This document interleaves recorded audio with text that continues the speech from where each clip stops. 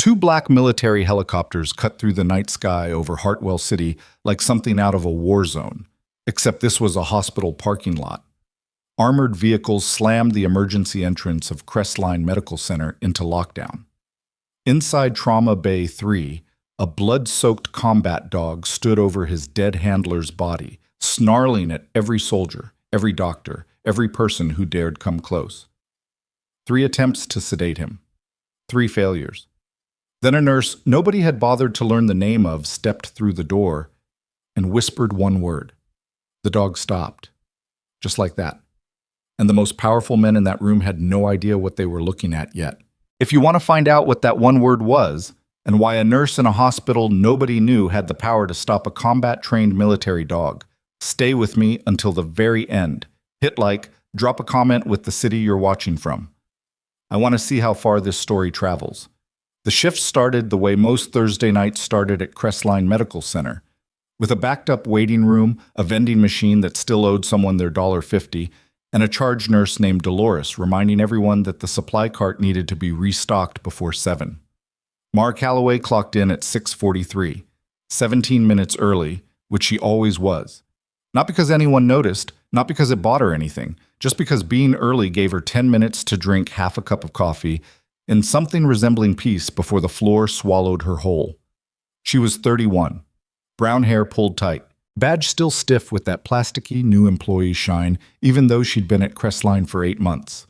She looked like the kind of person hospitals hired in bulk, competent, quiet, undemanding. The kind who showed up, did the work, documented correctly, and went home without making anyone feel threatened. That was intentional. She sipped her coffee near the break room window and watched rain hit the parking lot in long diagonal sheets. October in Hartwell had a particular kind of ugly. Not dramatic, just relentless. Gray sky, gray pavement, everything damp and slightly defeated. She'd lived in worse places, in worse conditions, in places where rain was the least of what fell on you. She didn't think about that. Calloway, Dolores Vance, charge nurse, 47, the kind of woman who wore her authority like a second set of scrubs, always on, always visible. She appeared in the break room doorway holding a tablet like it was a gavel. Bay 2, chest pain, 63-year-old male, currently yelling at my intake nurse about his insurance. I'm not on until 7. You're here until 7. That's close enough. Mara finished her coffee, set down the cup, and didn't argue. Arguing with Dolores was like arguing with a building. Technically possible, practically pointless. Bay 2 smelled like wet coat and anxiety. The patient, a heavy-set man named Gerald, who turned out to be 58 and had lied about his age for reasons that were never fully explained, did not have a heart attack. He had gas, indigestion, and a deep personal grievance against his insurance provider that he felt compelled to share in detail. Mara listened, nodded, checked vitals, asked the right questions in the right order. Gerald calmed down by degrees, the way most people did when someone actually stopped moving long enough to look at them. You're a good listener, he said, as she documented his intake. Part of the job. My last nurse kept looking at her phone. I'll pass that along. She didn't pass it along, but she thought about it on her way back to the nurse's station. The specific small cruelty of being somewhere physically but mentally checked out. She'd done it herself, years ago, in a different life, when the cost of being fully present in a room was too high. That was before she'd learned it was the only thing that actually worked. The floor ran the way emergency floors ran, in bursts. A quiet stretch, then 3 arrivals at once, a laceration, a diabetic event, a possible stroke that turned out to be a TIA, and a teenager with a broken wrist who was more upset about missing a volleyball tournament than about the bone. Mara moved between patients with the kind of efficiency that didn't broadcast itself. She wasn't fast in a showy way. She was fast the way someone gets when they've worked in conditions that don't allow for wasted motion. When every second had a cost and you learned, hard and early, not to spend them unnecessarily. Dr. Paul Weston noticed it once, maybe 3 weeks into her tenure, and mentioned it to Dolores. Dolores had shrugged. She's good. Doesn't make a fuss about it. I like her. That was the full extent of the recognition Mara Calloway received at Crestline Medical Center, which was fine. She was not here to be recognized. At 9:14, the radio chatter started. She caught it first because she was standing near the station when the call came in, not to the ER desk, but to hospital security, which was unusual. Then the second call, this one to the administrator on duty. Then, within 4 minutes, the sound of 2 vehicles pulling hard into the ambulance bay, engines loud enough to cut through the building's insulation. People noticed. The floor didn't stop. It never stopped. But heads turned. Nurses near the window looked out. "What is that?" someone said. Mara already had a theory, and she didn't like it. The automatic doors burst open at 9:19. There were 4 of them. Not paramedics, not fire department. They wore tactical clothing, no insignia visible, moving with the kind of practice coordination that didn't come from hospital security training or police academy. One of them was on a radio.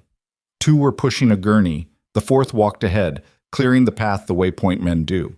On the gurney, a man in military-adjacent clothing, unconscious, with trauma to the upper chest and shoulder that had been field-dressed. Not badly, but not well. Whoever had packed that wound had done it fast under pressure. Beside the gurney, attached by a short lead held by the man on the radio, a Belgian Malinois. The dog was large, probably 75 pounds.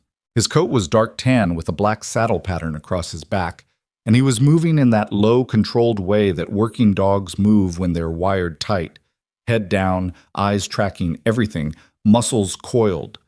There was blood on his right flank, not his own. Or not entirely his own. He was not sedated. He was not calm. He was staying close to the gurney because the man on the gurney was the reason he was alive, and he knew it in some language that didn't have words. "Trauma Bay 3, someone called from the front desk. The tactical team moved fast.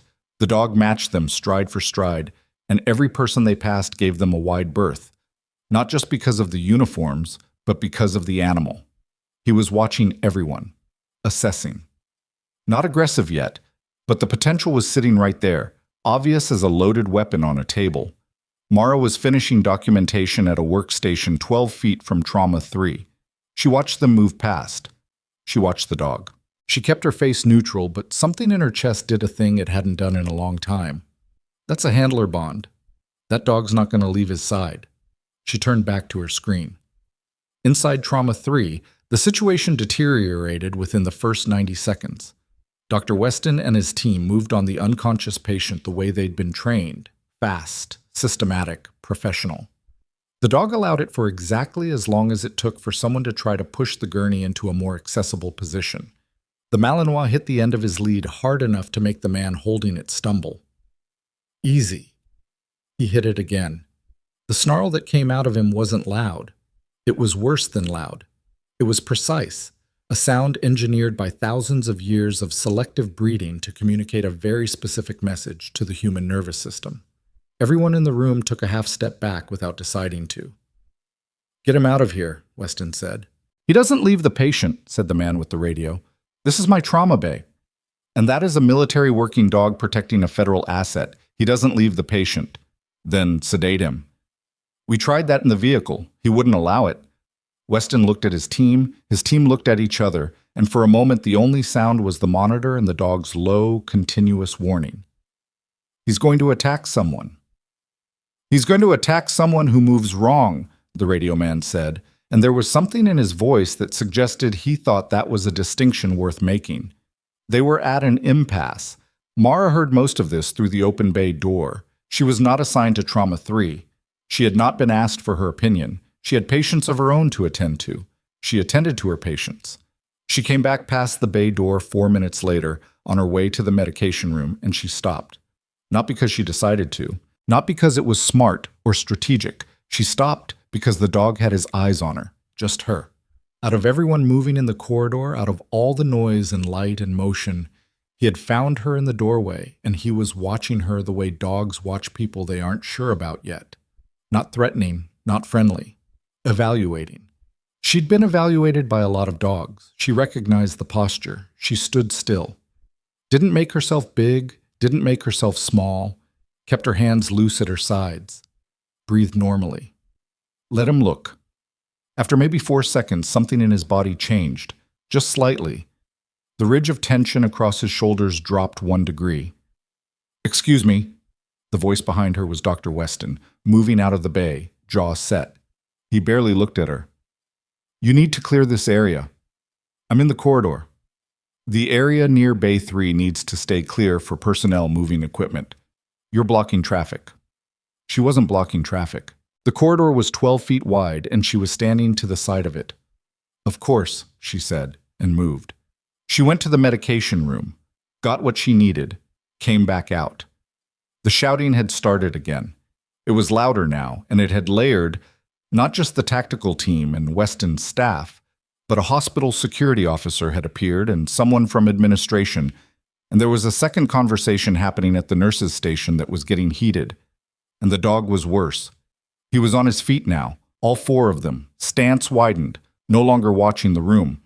He was watching the bed, because someone had tried to move the patient a second time, and the animal had interpreted it, correctly or not, as a threat. "We need to sedate this animal or remove him from the premises. You touch him, and I will have this hospital tied up in federal proceedings until your grandchildren retire." "Sir, you cannot threaten hospital staff. I am not threatening anyone. I am stating a legal fact. That animal has operational status and cannot be—" The dog charged, not at the patient, not at the tactical team, at Dr. Weston, who had made the mistake of stepping forward with a syringe visible in his hand. He didn't make contact. The lead held barely, and the man holding it went sideways into a crash cart, which went into the wall with a sound like a minor car accident. But the bay went from tense to dangerous in under a second, and two other staff members backed out into the corridor fast, one of them nearly falling. Weston pressed against the wall, the syringe in his hand, staring at an animal he had no tools to manage. "Someone get animal control. Animal control cannot handle a trained military." "Get them anyway." Mara pushed through the bay door. She didn't run. Running would be wrong. She walked in the way you walk when you're entering a space that belongs to something else, and you want it to know you understand that. Measured, low-key, not challenging. "Hey," she said. Not to the room, to the dog. Just that. One syllable. He turned, and she saw it. The thing she'd recognized in the doorway. He was afraid. Not of the people, not of the equipment, of losing the person on the bed. He was trapped in a situation he didn't have the language to process, doing the only thing he'd been built to do, which was keep threats away from his handler. But the handler wasn't coming back. She didn't know that for certain. But she could read enough from the wound patterns, from the way the tactical team moved around the body on the bed, from the particular set of the radio man's mouth. She knew the difference between someone injured and someone already gone somewhere past the reach of trauma bays. The dog knew it too. That was the problem. That was everything. "Who told you to come in here?" Weston said behind her. She didn't answer him. She crouched down slowly, not making herself smaller in the submissive way that sometimes backfires with working dogs. Just bringing herself level, taking herself out of the upright dominant posture that the animal had spent his whole life being trained to watch for. She held out her hand, not toward his face, off to the side, below his nose line. "Platz," she said. The word dropped into the room like something solid.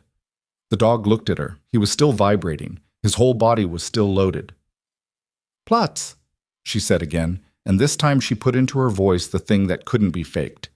The authority that didn't come from rank or volume, but from familiarity. From having said that word in darkness and cold and conditions that didn't care whether anyone lived or didn't, and having had it answered.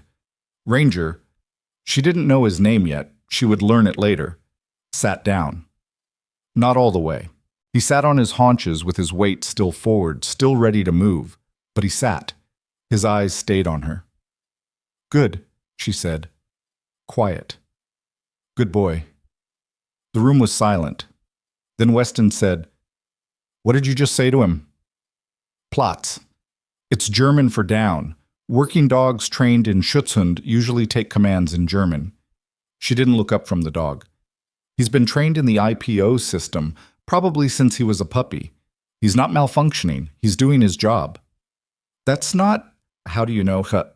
"His drive posture, the way he's been scanning the room. He's not territorial. He's protective. Specifically protective of the patient." She finally stood slowly, and the dog tracked her the entire way up. "He's not going to attack anyone who doesn't make a move toward the bed that reads as threatening." The radio man was staring at her. Weston was staring at her. "Who are you?" the radio man said. "Mara Calloway. I'm the nurse assigned to Bay 2. "You're not assigned to this bay." "No." "Then why are you in here?" She didn't have a clean answer for that. The clean answer involved a version of herself she didn't talk about at work. "I heard the dog. I've worked with working dogs before. I thought I could help." There was a pause that had several different conversations inside it. Then Weston said, "All right, help, but you stay out of the way of my team." She nodded. What she did not say, and what nobody in that room was positioned to understand yet, was that she hadn't just worked with working dogs. She had trained them. She had designed protocols for their trauma response. She had spent 3 years inside a program that most of the people in this hospital didn't have clearance to know existed. She had written the field manual for handler loss events. For exactly this scenario, this exact behavior pattern, this precise intersection of animal grief and operational instinct. She had left that program under conditions that still, on bad nights, made her wake up at 2 a.m. staring at the ceiling. She kept all of that behind her face and crouched back down next to the dog who had been trained, in part, on methods she had developed, and she started doing the work. The next 40 minutes were some of the stranger minutes Mara Calloway had spent in a hospital setting, which was saying something. She worked the dog while Weston's team worked the patient, parallel tracks that occasionally intersected when the animal got agitated by sound or movement, at which point she would redirect him, and the team would get another 30 seconds of clear access. It wasn't elegant, nothing about it was elegant. The tactical team watched her with the particular suspicion that people with clearance have for civilians who seem to know things they shouldn't know. The radio man, who she learned was named Sergeant Cole, made 2 calls she wasn't supposed to hear, and she heard them anyway, and both of them included a description of her that boiled down to, who is this woman and where did she come from? She let him wonder. She kept her eyes on the dog. The patient's condition was not good. She could tell that without being on his team, from the monitor readings she caught in her peripheral vision, from the pace at which they were working, from the specific quiet that fell over Weston's face when he made a decision and you could see him accepting something he didn't want to accept. At 10:12, Weston stepped back from the bed. He didn't say anything. He didn't have to. The dog knew. It was not something Mara could explain to anyone who hadn't seen it. The way an animal responds to death in the room. Not dramatically, not with howling. The Malinois simply went very still, and then he made a sound low in his throat that wasn't aggression and wasn't fear and wasn't anything that had a name in human language. But she knew what it was. She had heard it before. She put her hand on his neck and he let her. He leaned, just slightly, barely perceptibly, against her leg. She did not look at the man on the bed. She did not look at Weston or Cole or any of the team. She looked at nothing, and she kept her hand steady on the animal, and she breathed. "Time of death, 22:14, Weston said. Cole was on his radio again immediately. Mara sat on the floor of Trauma Bay 3 with a 75-pound military dog pressing his weight against her leg, and she thought about nothing in particular, and she thought about everything. The next person through the door was Dolores. Calloway. She stopped just inside the doorway, taking in the scene with the practiced assessment of someone who had seen most things. Her eyes moved from the body, to the team, to Mara on the floor with the dog. "What are you doing?" "Keeping him calm." "That's not your patient." "I know." "Your assigned patients are stable. I checked 7 minutes ago. Mrs. Reyes has a student nurse with her and Gerald went home." She looked up. "I'll be back on the floor as soon as someone else can take this." Dolores looked at the dog. The dog looked at Dolores. Dolores, to her credit, did not flinch. "There is nobody else," she said. "Not for this." "Then I'll stay until there is." The charge nurse made a sound that was somewhere between disapproval and reluctant pragmatism. She looked at Cole. "Your unit called ahead?" "Yes, ma'am. Commander Mercer is en route." "Commander Mercer." She repeated it like she was cataloging a potential problem. "How far out?" 20 minutes. Dolores looked at Mara again. Whatever she was thinking, she kept it to herself. She nodded once and left. 20 minutes. Mara didn't know who Commander Mercer was. She didn't need to. She could read enough from Cole's posture when he said the name. The slight straightening, the small recalibration, the way soldiers adjust themselves before authority arrives. Whoever was coming, Cole worked for them and was mildly nervous about their arrival. She used the 20 minutes well. She kept working the dog, not trying to exhaust him, not trying to trick him. Earning. The way you earn anything real, which is slowly and without shortcuts, one moment of trust at a time. She let him come to her instead of going to him. She kept her voice low and consistent, and she used the German commands sparingly, only when she needed them, because flooding him with language was pressure, and he'd had enough pressure tonight. Around the 15-minute mark, he lay down. Not the commanded plots, he just lay down on his own and rested his chin on her knee. She exhaled through her nose. She heard the vehicles before anyone told her they were there. Not the quiet arrival of the first team. This was different. Multiple vehicles. Deliberate. The kind of arrival that was meant to announce itself. Someone outside was establishing presence before they walked through the door, and they were doing it consciously. She heard Cole say, "Commander on premises," quietly into his radio. She heard boots in the corridor. More than 2 people. Probably 4 or 5, plus the man himself. She heard the door to Trauma 3 open. She did not turn around. She heard him take in the room. She heard the exact moment he saw her. Not because he said anything, but because the room shifted the way rooms shift when someone powerful focuses their attention on something they didn't expect. "Who is that?" His voice was measured, not loud. The kind of voice that didn't need volume because everyone in the room was already paying attention to it. "Nurse on staff," Cole said. She was able to manage Kilo. Manage Kilo. The dog's call sign then, or maybe his name, she'd heard Ranger mentioned once, and wasn't sure which was operational and which was personal. "Why is she sitting on my floor with my dog?" "Because nobody else could," Cole said, and there was something in that. A small admission that cost him something to make. Mara heard footsteps moving toward her, deliberate, not hurried. She finally looked up. He was taller than she'd expected, which was maybe projection on her part. She'd expected someone enormous based on the room's reaction to him, and he was just a man. Maybe 6'1". Dark-haired, late 30s, with the kind of build that came from actual use rather than a gym. He wore civilian clothes, but military was written into how he carried himself in the way it gets written into some people so deep it doesn't wash out. His face was controlled, every part of it. But his eyes were different. They were doing the kind of work that faces do when they're trying to stay composed while processing something they're not ready for. He was looking at the body on the bed. She watched him look at it. Then he looked at her. "Calloway," Cole said. "Her name's Calloway. She's assigned to Bay 2. "Bay 2, the man repeated. "Not Bay 3. "No, sir." "Then why is she here?" "She heard the dog," Cole said. "She came in." "She came in." He crouched down to her level, the same motion she had used with the dog, and she noticed that, the unconscious echo of it. His voice dropped. "What did you say to him?" Cole said you said one word and he stood down. "Plots, it's—" "I know what plots is," he said, flat, immediate, like she'd said something that landed differently than she'd expected it to. "Where did you learn to use it with a working dog?" She met his eyes, steady. "I've worked with working dogs." "That's not an answer. It's the answer I have." Something moved across his face. Not anger. Something more like recognition. Except the recognition was of a question rather than an answer. He was looking at her the way people look when something isn't adding up, and they're starting to want it to add up badly. He stood back up. "Cole," he said. "Find out everything about her. Employment history, prior service, everything." "Yes, sir." "And get the dog a trauma assessment.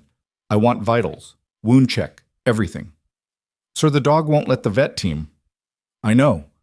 He looked at Mara. "She stays." She didn't say anything to that. She nodded once. Commander Mercer looked at her for one more second, like he was trying to solve a problem he didn't have all the variables for. And then he moved to the bed where his brother lay, and he stood very still, and nobody in that room made a sound. The dog lifted his head from Mara's knee. He looked at Mercer. Then he looked back at Mara. Then he did something she hadn't seen him do once in the last 40 minutes. He relaxed. Truly, fully relaxed, his whole body going from coiled to still, the tension leaving him in a long, slow breath. He trusted her. Not because she'd commanded him, because she'd stayed. And across the room, Commander Mercer turned away from the bed and looked at her with an expression she couldn't fully read, except for one part of it that was very clear. He had questions. And from the way Cole was already on the phone, punching something into a tablet, cross-referencing whatever came back with the name she'd given them, she had maybe an hour before the version of herself she'd buried 8 months ago came walking through that door. She kept her hand on the dog's neck, and she breathed, and she waited for the world to catch up. The hour she'd estimated turned out to be 40 minutes. Cole found her in the corridor outside Trauma 3, where she'd stepped out to let the medical examiner's team do their work. She had the dog with her. He hadn't left her side, and nobody had pushed the issue, which was its own kind of answer about how the room had shifted. She was leaning against the wall drinking water from a paper cup, when Cole came around the corner with the tablet and a look on his face that she recognized. It was the look people got when they'd gone looking for something ordinary and found something that didn't fit the box they'd brought. "Your employment record here checks out," he said. He wasn't pretending it was small talk. "I know it does. Prior to Crestline, there's a gap." He looked at the tablet, then at her. 8 months of nothing. Before that, you were Army, combat medic, 2 deployments, then a specialized posting that's flagged in the system. He paused. "Flagged meaning above my clearance level." She finished the water, crumpled the cup. "Okay. That's all you're going to say?" "That's all I have to say right now." Cole looked at her the way people look when they're trying to decide if they're being stonewalled or if the person in front of them genuinely doesn't feel the pressure they're trying to apply. She gave him nothing to work with, which wasn't hostility. It was just a flat, factual absence of the anxiety he was looking for. "Commander Mercer wants to speak with you," he said finally. "I figured. Now. Tell him 5 minutes. I need to get the dog settled somewhere that isn't a hallway." Cole blinked. Whatever he'd expected her to say to now, that wasn't it. He looked at the Malinois who was sitting against Mara's left leg with the patient disinterest of an animal who had decided where his loyalty was and was done negotiating about it. "Fine," Cole said. 5 minutes. She used the 5 minutes to find a quiet corner of the family waiting area off the main corridor. Mostly empty at this hour, 2 plastic chairs and a fake plant and a window that looked out on the ambulance bay. She got the dog settled on the floor, not in the formal commanded way, just talked him down into a resting position with her hand on his back, and sat in one of the chairs and let herself think for 60 seconds. She hadn't planned for this. That was the honest truth. She'd come to Crestline and taken a floor nursing job and kept her head down and let 8 months pass, and it had almost started to feel like something she could maintain, like the version of herself she'd built after leaving was going to stick. She should have known that was the kind of thinking that preceded a problem. She heard Mercer before she saw him. Not his footsteps.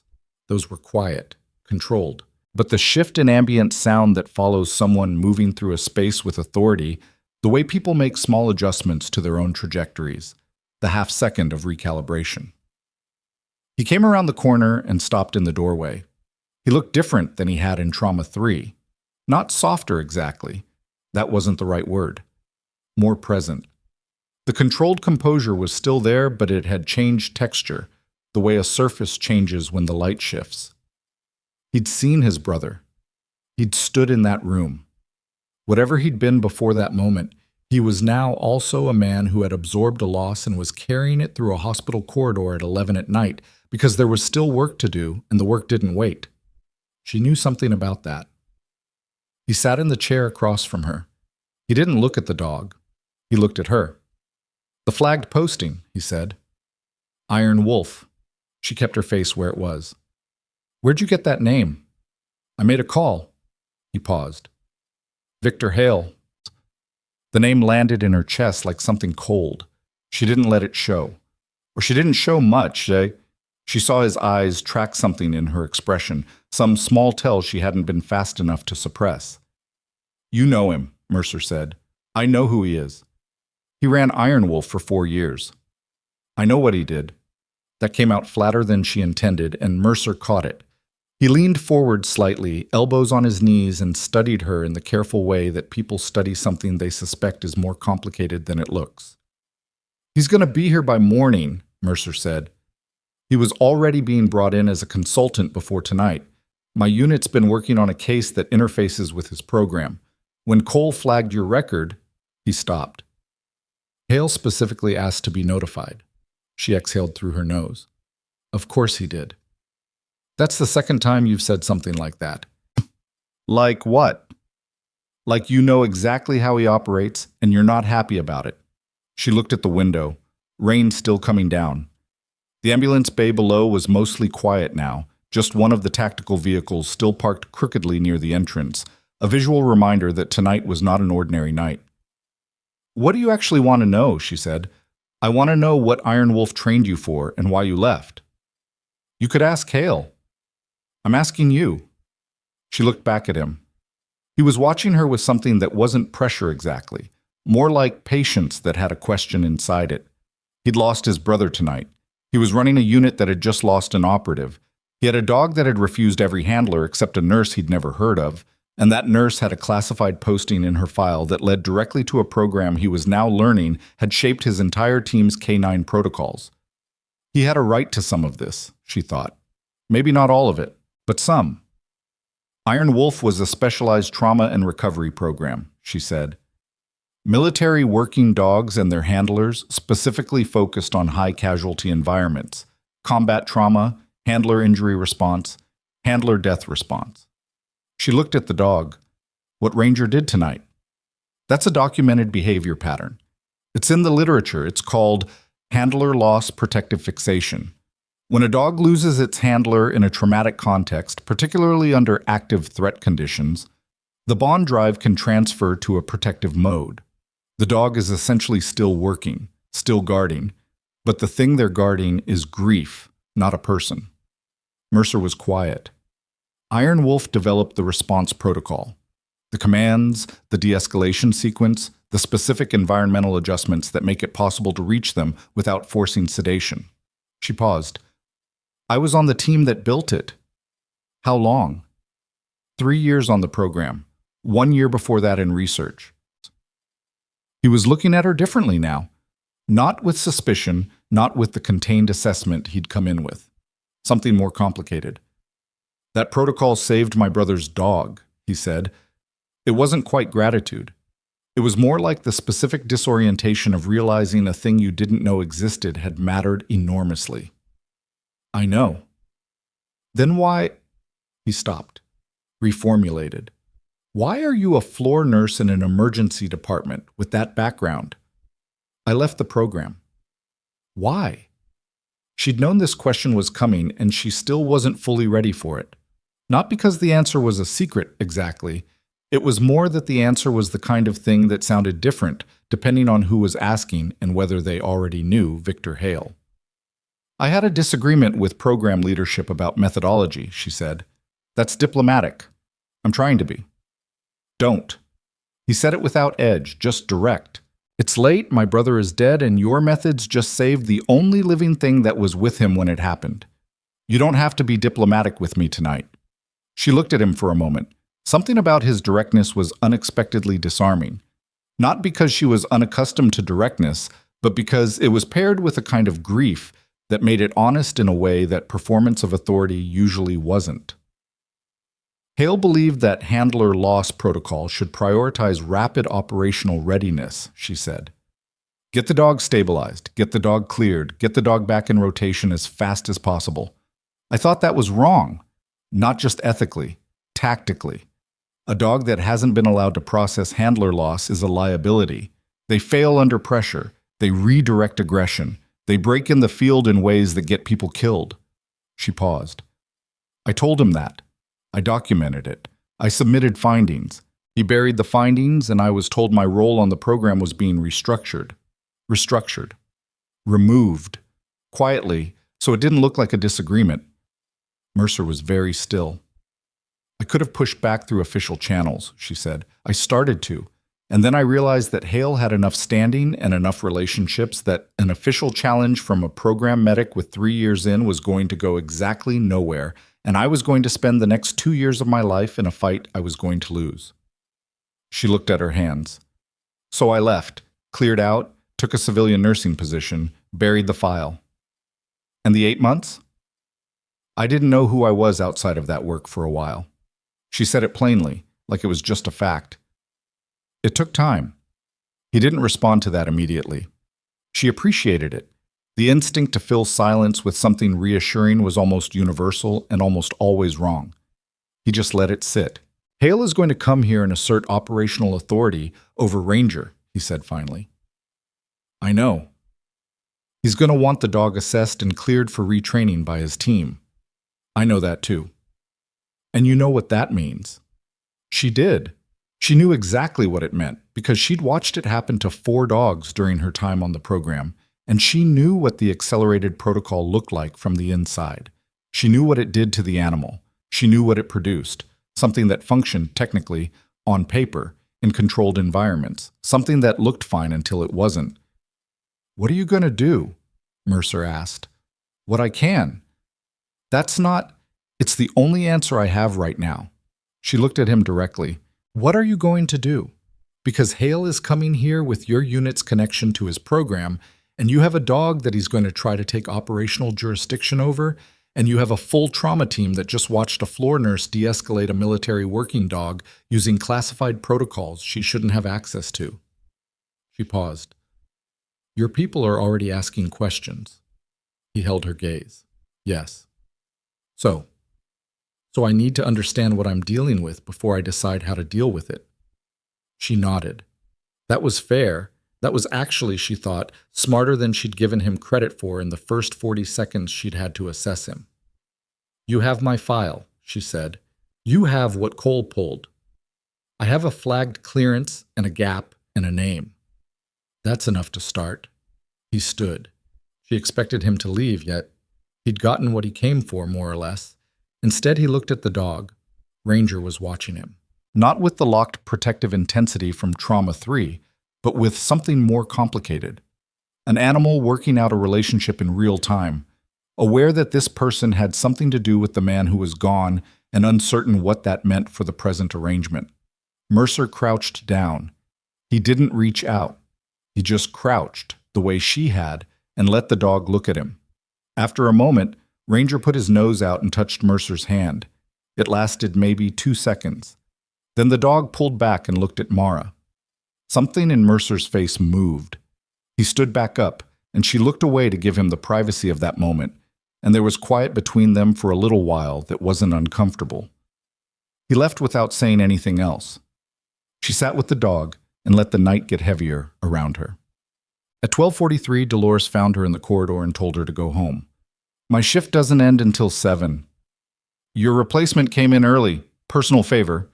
Dolores said it in the tone that meant it wasn't a personal favor. It was a management decision wrapped in the language of one, which meant Mara was not exactly being asked. You've been on since 6:40. Go home. Sleep. Come back for evening shift tomorrow. The dog is going to be assessed by the unit's veterinary team in the next hour. Cole made the arrangements. You can't stay here all night next to an animal you're not medically responsible for. Mara looked at Ranger, who looked back at her. He's not going to like it. He's going to have to adjust, Dolores said, not unkindly. And so are you. This isn't your case, Calloway. You helped. You helped a lot. But there are things that are going to happen now that are above this floor's pay grade, and you being here doesn't change them. She wasn't wrong. Mara knew she wasn't wrong, which made it worse. She spent 15 minutes with the dog before she left, not de-escalating, not working him, just sitting beside him and letting the contact be what it was. He was calmer than he'd been. Not okay. That would take weeks, months, maybe longer. But past the acute crisis. The edge of his grief had moved inward, away from the surface, which was not healing, but was at least survivable. You're going to be fine, she said. She didn't believe it unreservedly, but she believed it enough. She drove home in the rain. She lived in a second-floor apartment 20 minutes from the hospital, in a building that was clean enough and quiet enough and anonymous enough that she'd chosen it specifically for those qualities. She had minimal furniture, not because she was austere, but because she hadn't fully committed to the idea of staying, even after 8 months, in spaces you're not sure about, don't get the good chairs. She should sleep. She knew she should sleep. She sat at the kitchen table instead and looked at her phone and didn't call anyone. because the person she would have called was a number she'd deleted on purpose. Victor Hale. Not to call him, just the fact that his number existed somewhere, that he existed somewhere, in the same city now, arriving by morning. The fact that the specific chapter of her life she'd spent a considerable amount of energy closing was apparently not fully closed. She thought about what Mercer had said. He specifically asked to be notified, which meant Hale had been tracking her, or tracking who got flagged around his program, or both. The man had a gift for making things feel like coincidence that weren't. She'd admired it once, back when she'd believed his motives were what he said they were. She went to bed at 2:15. She slept badly and briefly and woke at 5:30 to her phone buzzing on the nightstand. Unknown number. She almost didn't answer. She answered. Calloway. Not a question, a voice she recognized immediately, low and measured and with that particular quality that people developed when they'd spent decades being the most important person in every room they entered. It's been a while. She sat up. Hale, I hear you had quite a night. How did you get this number? I have your file, Mara. I've always had your file. He said it without apology, like it was simply a fact about the world. I'm landing in Hartwell in 2 hours. I'd like to meet before I go to the hospital. Somewhere quiet. I think we have things to talk about. We don't have things to talk about. You used Iron Wolf protocols in a civilian ER in front of a full tactical unit and a combat commander whose unit I'm currently consulting for. A pause. We have things to talk about. She looked out the window, gray pre-dawn. The rain had stopped and left everything looking wrung out. I'll meet you, she said. Not somewhere quiet, the hospital. If you want to talk to me, you do it on record. A long pause, then, all right. He said it pleasantly. That was the thing about Hale. He was always pleasant. It was one of the ways you knew he was the most dangerous person in a conversation. She was back at Crestline by 7:45, 2 hours before her shift started. Mercer's unit was still on site, 2 of them in the corridor near Trauma 3, which had been secured, which meant the hospital administrator had allowed them to treat it as a restricted scene while the operational review was handled. The veterinary team had been in with Ranger overnight. She'd gotten that from Cole in a brief text at 4 a.m. that read simply, Vet team completed. Dog stable. He wouldn't let them do full assessment without you. We may do.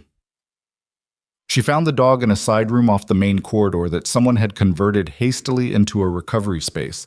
A folded blanket on the floor, a water bowl, and 2 of the tactical team sitting in chairs near the door, looking like they hadn't slept either. Ranger heard her before she came through the door. She heard him shift. When she came in, he was on his feet. She crouched down and he walked directly to her, without the hesitation of the previous night, and pressed his head against her chest. Not a trained behavior. Just a dog who had been in a terrible place and recognized someone who'd been in the terrible place with him. She put both hands on his neck and held on for a moment. Hey, she said. Hey, I know. One of the tactical team, younger guy, maybe 25, hadn't spoken to her directly the previous night, said quietly, he wouldn't take water for the first 2 hours. Took it after we set the bowl where you'd been sitting. She nodded. She kept her hands on the dog. Is that normal? The young soldier asked. For them to, is that something that just happens? Yes, she said. It's very normal. He absorbed this. Does it get better? Eventually. Not fast. He nodded, and she could see that the question hadn't been entirely about the dog, and she didn't push on that. She'd been in the room about 12 minutes when she heard the footsteps. She knew them before she looked up. Victor Hale was 61, which he wore well in the way that powerful men sometimes do, not because they've aged gracefully, but because they've accumulated enough gravity that age just adds to it. He was tall, broad through the shoulders, with silver hair kept short, and a face that knew how to look benevolent when benevolence served the purpose. He was in civilian clothes, but wearing them with military posture, and he had 2 people with him who were trying to look like colleagues and mostly looked like staff. He looked at her the way she remembered him looking at everything he evaluated, systematically, starting at the top and working down, concluding with the eyes, which was where he wanted you to see him arrive, because it felt like attention when it was actually assessment. Mara, he said. Colonel? He smiled slightly. The rank was a low-grade rebuke. She'd used his name on the phone, But here in front of his people, she'd pulled rank back out, which was its own statement. He understood the statement. He let it go. "You look good," he said. "You're going to want to start with something other than that." "Fair." He looked at the dog, and his expression did a thing she recognized. The quick catalog, the calculation of condition against operational baseline, the mental note. "Ranger, I read the overnight report. I'm glad you were here." "I'll bet." His eyes came back to her, flat for just a moment, then smoothed over. "I'd like to do a full assessment." His vitals were taken at 0200. He has a soft tissue injury on the right rear flank, cleaned and dressed. He's not in physical distress. She kept her voice neutral. "What you mean is you want a behavioral assessment." "It's standard protocol after a handler loss event." "Your protocol?" "The program's protocol." He tilted his head. "You were part of writing it." "I was part of writing the original version. What the program uses now isn't what I wrote." He was quiet for a moment, and in that quiet she could see him deciding something about the shape of this conversation, whether to push directly or work around, which had always been the choice with Hale. He preferred working around. It was slower, but it left fewer marks. "I understand you're uncomfortable with some of the methodology updates," he said. "I've always respected your perspective, even when I disagreed with it. But we're not here to relitigate old arguments. We're here because a handler died, an operational asset is in recovery, and I have a standing protocol to execute. And I'm in your way." "You're not in my way, but I am going to need to complete this assessment." "And then what? Rapid reintegration? 30-day cycle? Get him back in rotation before he's actually ready because the unit has a deployment window?" He kept his expression even. "Recovery timelines are determined by the animal's progress." "No, they're not. They're determined by operational need, and you know that as well as I do." She stood up. The dog stood with her. "I watched you run 4 dogs through accelerated protocol during my time on the program. I documented the outcomes. 3 of those dogs had significant behavioral failures in the field within 18 months. 1 of them bit a handler. That outcome was attributable to other factors. I submitted a report that said it wasn't. You archived the report." The 2 people with him were very still. The younger tactical guy near the door was not quite looking at anyone, in the way of someone who's heard something they're going to think about for a long time. Hale held her gaze. The pleasantness had gone somewhere below the surface. "You don't have authority here," he said. "You're a floor nurse. Your involvement in this situation was circumstantial, and I am grateful for it, but it doesn't give you a seat at this table." "Then why are you talking to me?" He blinked. She kept going because she'd waited years to have this exact conversation, and she'd spent those years getting good at knowing when to be quiet and when not to be.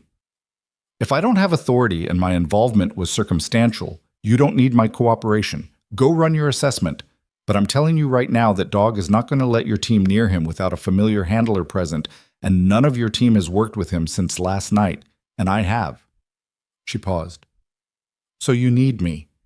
And if you need me, then I have a seat at this table whether you like it or not." A long silence.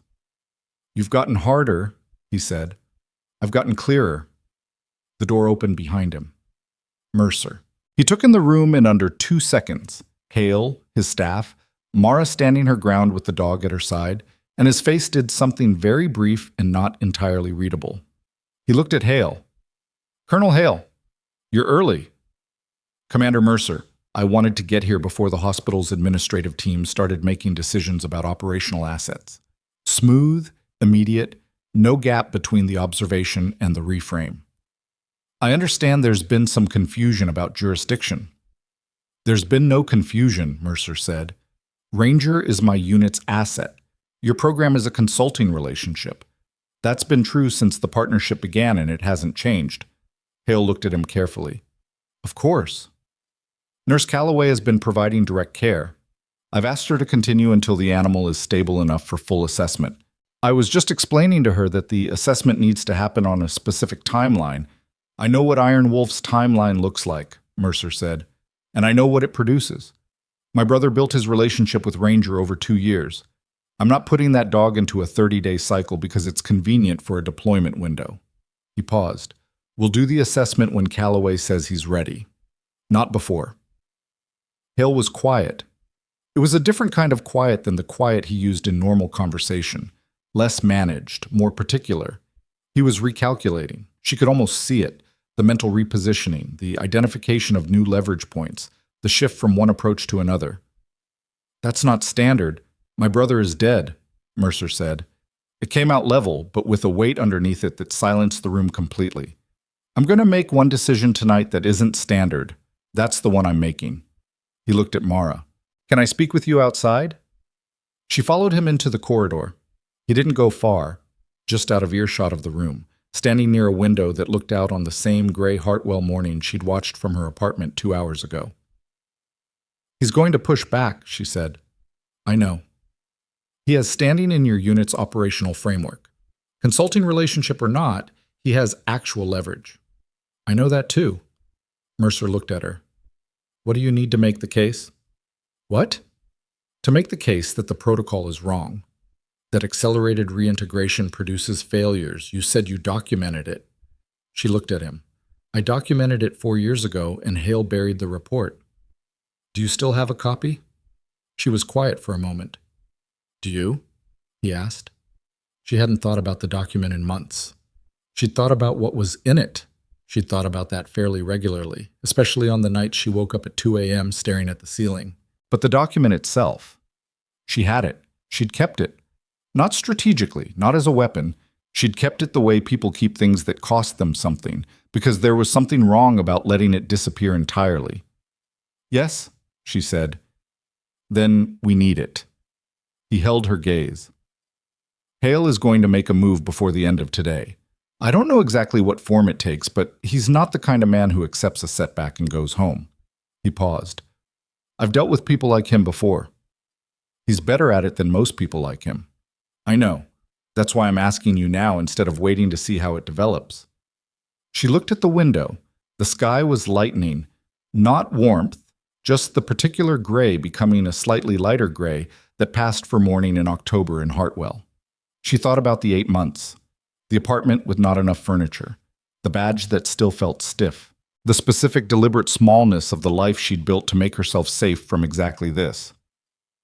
If I use that document, she said, I'm not anonymous anymore. Not in this world. Whatever I've built here, the version of myself that stays quiet and does the job and doesn't make trouble, I know. I'm not sure I get to come back from that. I know that too. He didn't try to minimize it. She found she respected him for that. I'm not asking you to do it for me or for the unit. I'm asking you because what's in that document matters. And because what Hale is going to do to that dog in the next 72 hours, if nobody stops him. He didn't finish the sentence. He didn't have to. She knew what was in the document. She knew what the evidence said. She knew what happened to the dogs that went through the accelerated protocol and came out the other side technically functional and actually broken. And she knew that Ranger was lying on a blanket in a side room, trusting her in a way that animals only trust people who have earned it, and that trust was going to be used against him. I'll get you the document, she said. He nodded once.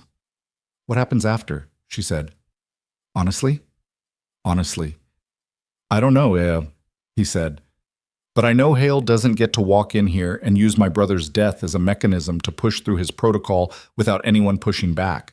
And right now, you're the only person in this building who can push back in a way that actually lands. She absorbed this. In the side room, she heard Ranger shift. Some movement that sent a small sound through the door. She heard one of the tactical team say something quiet to him, and she heard the dog settle again. She pushed off the wall. I need to make a call, she said. Give me 30 minutes. She walked down this corridor toward the stairwell, already pulling out her phone. Already running through the sequence, where the file was, who she'd need to tell, what the chain of events looked like from here. Her pulse was doing something it hadn't done in 8 months. She didn't love the feeling. She'd missed it more than she wanted to admit. She was halfway down the first flight of stairs when she heard the door above her open and close quickly, and footsteps. Not Mercer's, not Cole's. Someone moving faster than the situation currently called for. She stopped. The young tactical guy appeared at the top of the stairs, the one who'd asked about the dog, whether it got better. Calloway. His voice was low. You need to know something before you make that call. She looked up at him.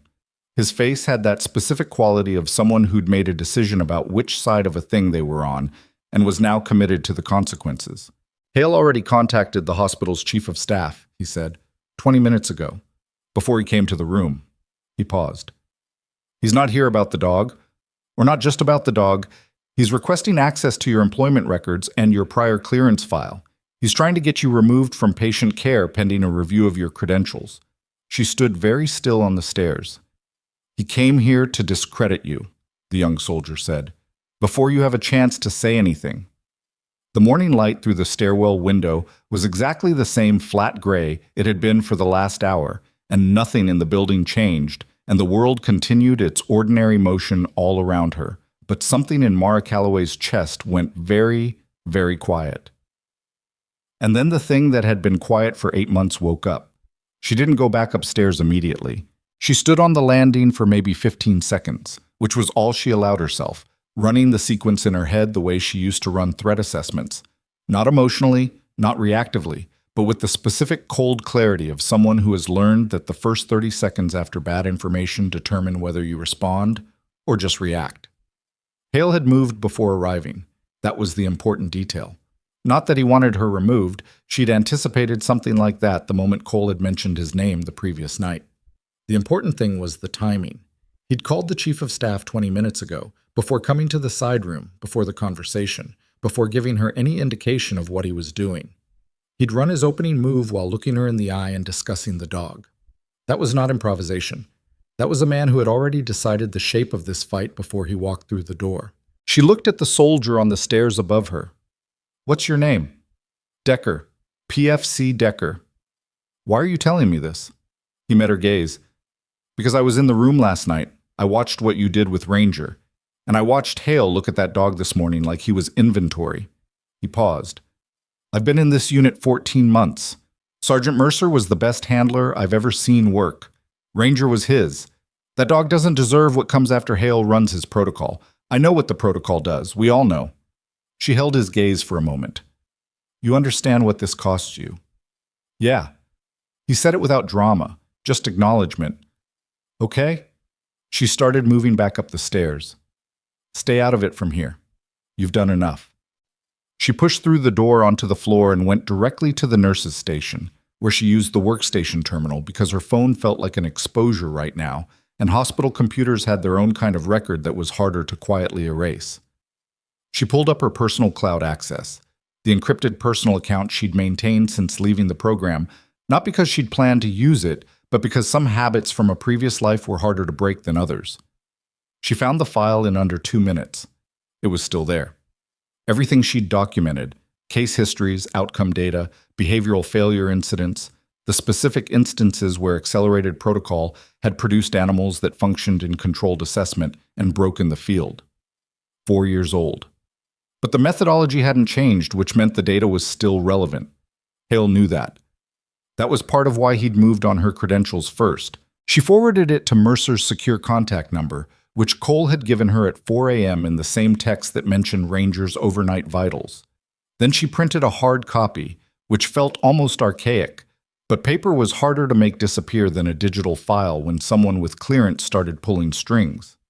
She folded it, put it in her scrub pocket, and went to find Mercer. He was in the corridor near the administrative wing, talking to Cole in a low voice that stopped when she came around the corner. She didn't break stride. "Hale called the chief of staff before he came to see me," she said. "He's pursuing my credentials." Mercer's face didn't change by much. "When?" 20 minutes before he arrived. I just sent you the document. I have a hard copy." Cole was already on his phone. "He's moving faster than I expected," Mercer said. "He always does. That's how he stays ahead." She kept her voice level. "He's going to make the case that I used classified protocols without authorization, that my involvement with Ranger was technically improper, and that anything I say about Iron Wolf methodology comes from a disgruntled former employee with an agenda. By the time I try to explain the data, he's already established the frame." She paused. "He did the same thing to the last person who challenged him internally. That person left the Army with a report in their file that took 3 years and a JAG proceeding to partially clear." Mercer looked at her steadily. "What do you need?" I need the chief of staff meeting delayed long enough for the document to be in front of someone who can evaluate it independently. Not Hale's contacts, not anyone in his consulting chain. She paused.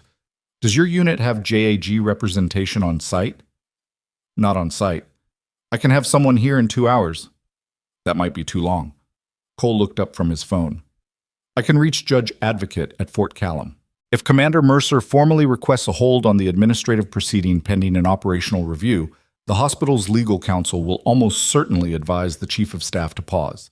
It's not a guaranteed delay, but it buys time. How long? Mercer asked. Few hours, maybe until end of day. Do it. Cole stepped away, already dialing. Mara looked at Mercer. There's something else. Tell me.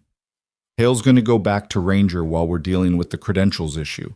He doesn't need my cooperation for an initial behavioral assessment. The dog is in a hospital room, not a secure facility. He can walk in there with his team and start the protocol, and by the time anyone formally objects, he's far enough in that stopping becomes more disruptive than completing. Mercer understood immediately. I'll have Cole reassign security. Your men can't stop a program director acting under operational authority. No, but a formal care order can. He was already moving. Weston. Where's Weston? Dr. Paul Weston was not, Mara had gathered over 8 months, a man who liked being asked to do things that hadn't been on his schedule when he arrived at work. He liked structured problems. He liked clear authority chains and documented procedures and the satisfaction of a patient stabilized and a chart properly closed. He did not like standing in his own hospital being told that a military consulting officer was trying to route around his staff.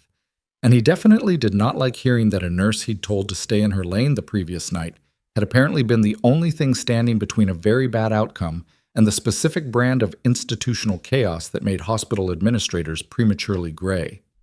Mercer laid it out fast in Weston's office. Not everything, but enough. The animal's acute condition, Mara's role, the behavioral documentation, Hale's program, and the specific concern that an unauthorized assessment conducted outside established care parameters would both harm the patient. And yes, Mercer used the word patient deliberately, and Weston caught it, and potentially exposed the hospital to liability for allowing it. Weston listened. His expression moved through several versions of irritation before arriving somewhere more complicated. You're asking me to issue a veterinary care hold on a military animal, he said.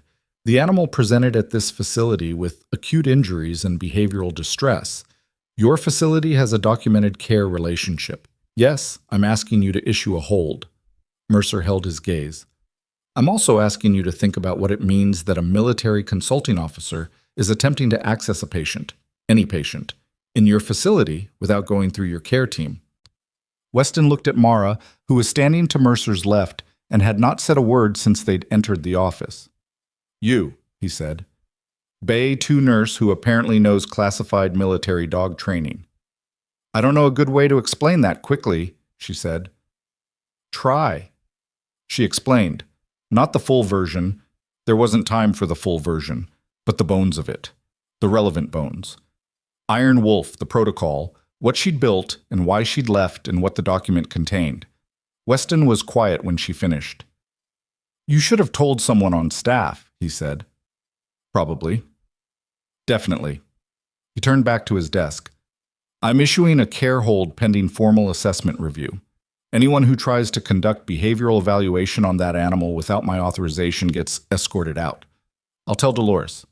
He picked up his phone, then looked at them both with the expression of a man who had just added several items to a list he hadn't budgeted time for.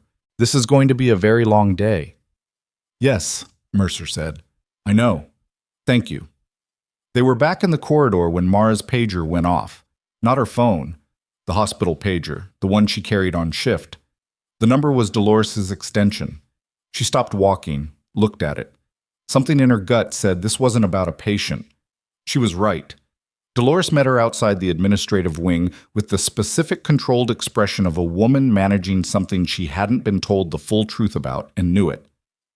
Chief of Staff wants you in his office. Now. Weston just issued a care hold. This isn't about the dog. This is about you. Dolores dropped her voice. Someone filed a complaint with hospital administration. Professional conduct, allegation that you misrepresented your qualifications during hiring.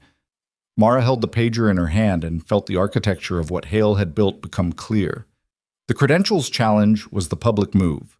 The hiring misrepresentation allegation was the blade, because if it landed, everything she'd said and done in the last 12 hours could be retroactively reframed as a compromised actor operating outside her scope, and the document became the work of someone who'd already been found to have lied to her employer. It was elegant. She hated how elegant it was. "Did I misrepresent my qualifications?" Dolores asked. The question was direct, not accusatory, the tone of someone who needed information to decide what they were defending. "No. My nursing credentials, my employment history, my clinical experience, all of it is accurate and verifiable." She paused. "My prior military posting is classified, and I didn't disclose it because I wasn't required to for this position. Someone is arguing that constitutes misrepresentation." Dolores processed this for a moment. "Is that a legal argument?" "It's a weak one, but it doesn't have to be a winning argument. It just has to be a reason to suspend me pending investigation." She met Dolores's eyes. "Which is the point?" The charge nurse looked at her for a long moment. Mara had never fully read Dolores. She was the kind of person who kept their actual assessments well below the surface of their professional manner. But something was happening in her face right now that was worth watching. "You helped last night," Dolores said, "when nobody else could." "Yes. And the person who filed this complaint is the person who would have let that dog get sedated and dragged away." "Yes." Dolores straightened. "I'm coming with you." "You don't have to. I'm the charge nurse on the floor where you work, and you're being called to an administrative meeting about your qualifications. I have standing to be there." She said it in the voice that had no room for debate. "Come on, then." Chief of Staff Dr. Raymond Okafor was 55, efficient, and clearly unhappy about the shape of his morning. His office had the organized quality of someone who managed controlled chaos professionally, and the two people already sitting across from his desk when Mara and Dolores arrived had the look of people who'd expected to be alone with him. One was a hospital HR administrator Mara recognized, but had never spoken to directly. The other was Victor Hale. He looked at Mara when she came through the door, not surprised. He'd known she'd be summoned, that had been the intention, but something shifted behind his eyes when he saw Dolores beside her, a micro-recalculation. Dr. Okafor stood. "Nurse Calloway, thank you for coming quickly. Please sit down." She sat. Dolores sat beside her without being invited, and nobody told her to leave. "I'll be direct," Okafor said.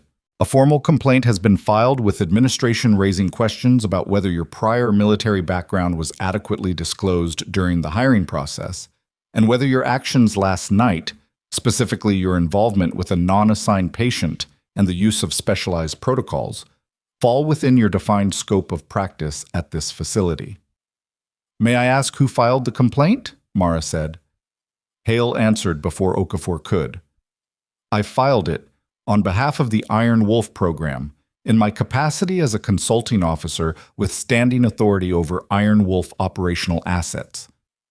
"Ranger is not an Iron Wolf operational asset," Mara said. "He belongs to Commander Mercer's unit. His training was developed under Iron Wolf protocols, some of it, under protocols I helped develop, which is part of what makes your position in this room interesting." Okafor held up a hand. "I'd like to keep this focused on the administrative matter. Nurse Calloway." The door opened. Mercer came in. Behind him, a woman in civilian clothes who moved with the particular directness of someone who billed by the hour and was not accustomed to waiting in corridors. Jag. She'd gotten here faster than 2 hours. Someone had moved quickly. Mercer looked at Okafor. "Dr. Okafor, I apologize for the interruption. I'm Commander Mercer, and this is Major Dana Foss, Judge Advocate, who is here in an official capacity to observe any administrative proceeding related to personnel who were involved in last night's incident at this facility." Okafor looked at Foss. Foss looked back at him with the expression of someone who had every document she needed in the bag on her shoulder and was prepared to be here for exactly as long as it took. Hale's jaw was very slightly set.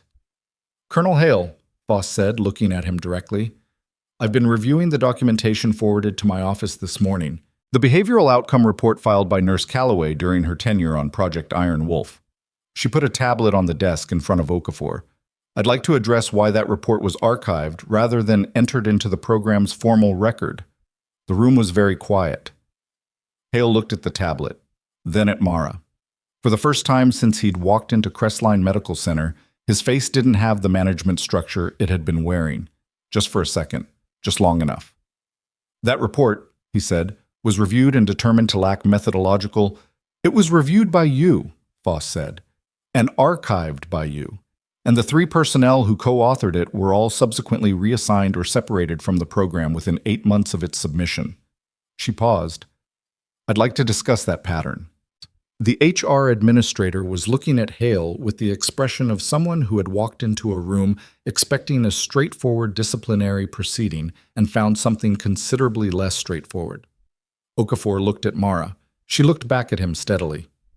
Dr. Okafor, she said, I'd like to address the misrepresentation allegation. Go ahead. My nursing credentials are fully accurate. My clinical qualifications meet every requirement for my position here. My prior military posting was classified and not required to be disclosed under civilian hiring law. She kept her voice even. The allegation isn't about my qualifications. It's about silencing a witness to a pattern of conduct inside a military program that has produced documented harm. The complaint was filed 20 minutes before Colonel Hale arrived at this facility, before he had any interaction with me, before he could have made any assessment of my conduct last night. She paused. That timeline is the complaint. Okafor was quiet for a moment. Then he looked at Hale. Colonel Hale, were you aware of Nurse Calloway's prior role on Iron Wolf before filing this complaint? A pause that lasted exactly 1 second too long. I was aware she had a prior classified posting. Were you aware it was Iron Wolf specifically? Another pause. Dr. Okafor, Hale said, the relevant issue here is the unauthorized use of classified protocols in a civilian. I'd like an answer to my question, Okafor said. The silence in the room had a particular quality, the kind that preceded something structural shifting. Hale looked at Mara. His expression was composed. His eyes were not. And then the door opened again. And this time it was Decker, the young PFC, out of breath, still in tactical clothing, and he had something in his hand that he held out to Foss without waiting to be recognized. Ma'am, he said, you're going to want to see this. Everyone in the room looked at the document in his hand. Everyone except Hale, who looked at Decker with an expression that was quiet and cold and absolute, and Decker looked back at him without flinching. It's the outcome reports, Decker said. All 4 cases Calloway documented. I found the full versions, not the archived copies, the originals. They were in the unit's shared drive under a file name nobody would look twice at. He looked at Foss. There are 6 cases, not 4. 2 more that never made it into any complaint. The room had the particular stillness of a thing that has just changed and hasn't finished changing yet. Mara looked at the papers in Decker's hand. 6 cases. She had known about 4. There were 2 more, and she had never seen them. And the reason she had never seen them was standing 3 feet away from her with a face like controlled stone, and she understood in that moment exactly why he had moved so fast and so early to get her out of this room. He hadn't been trying to silence a disgruntled employee. He'd been trying to prevent the only person who understood what the full picture looked like from having the chance to see it. Foss took the documents from Decker's hand without hurry. She was the kind of person who read fast and retained everything. Mara could tell by the way her eyes moved across the pages, not scanning but absorbing, the specific stillness of someone processing information they recognize as significant. She read for maybe 90 seconds. Then she set the papers on Okafor's desk without comment, face up, in a position where everyone at the table could see them if they leaned forward. Hale did not lean forward. He sat with the controlled posture of a man who had decided that the correct response to this moment was stillness, which was its own kind of tell. People who have nothing to hide usually look at the thing. People who know what's in it already don't need to. Okafor leaned forward. He read the top page. His expression shifted in the slow, particular way of someone realizing that the meeting they thought they were running is a different meeting entirely. Colonel Hale, Foss said. These two case files are dated 14 months ago and 8 months ago, respectively. Both document handler loss events where the subject animals were cycled through accelerated reintegration protocol and subsequently exhibited critical behavioral failures in active field conditions. She paused.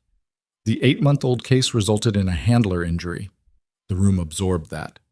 A handler injury, Okafor repeated. He was looking at Hale now with an expression that had moved past administrative caution into something more personal. The specific displeasure of an institution head who realizes someone has been conducting dangerous operations adjacent to his facility without disclosure.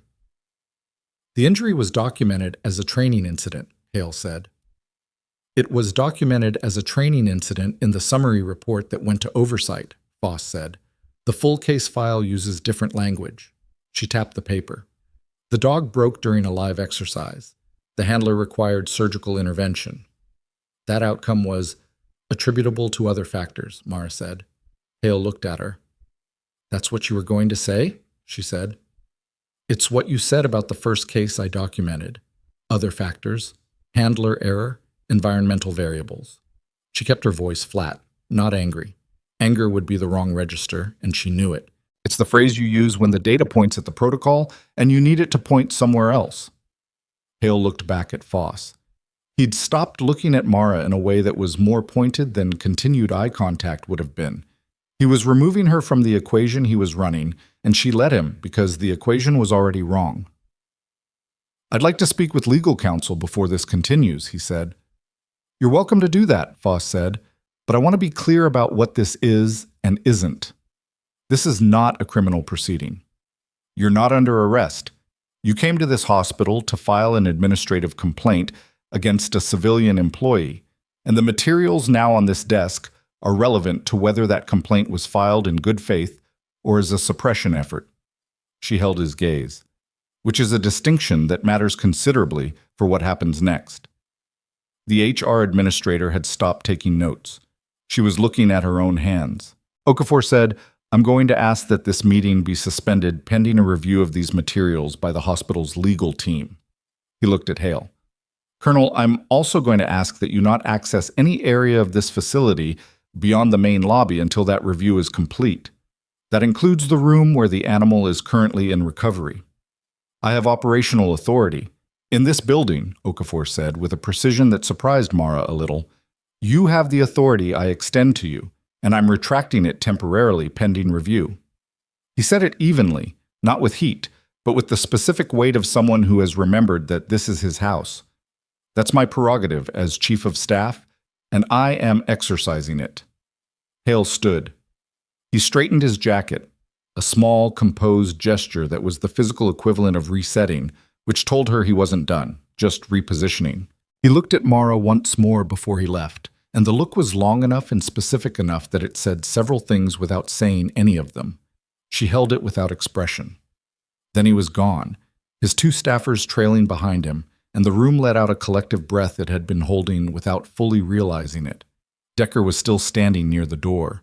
He looked exhausted and slightly stunned, like someone who'd done something they decided to do and was only now calculating the full cost. Foss looked at him. PFC Decker, where did you find these files? Unit shared drive. Subfolder under equipment maintenance logs. The file name was MAINT-K9-archive-2023. He paused. I've been in this unit 14 months. Nobody ever goes into equipment maintenance archives. But I remembered when Hale's office sent us a data package 6 months ago, one of the admin items was a shared drive access request. I didn't think about it at the time.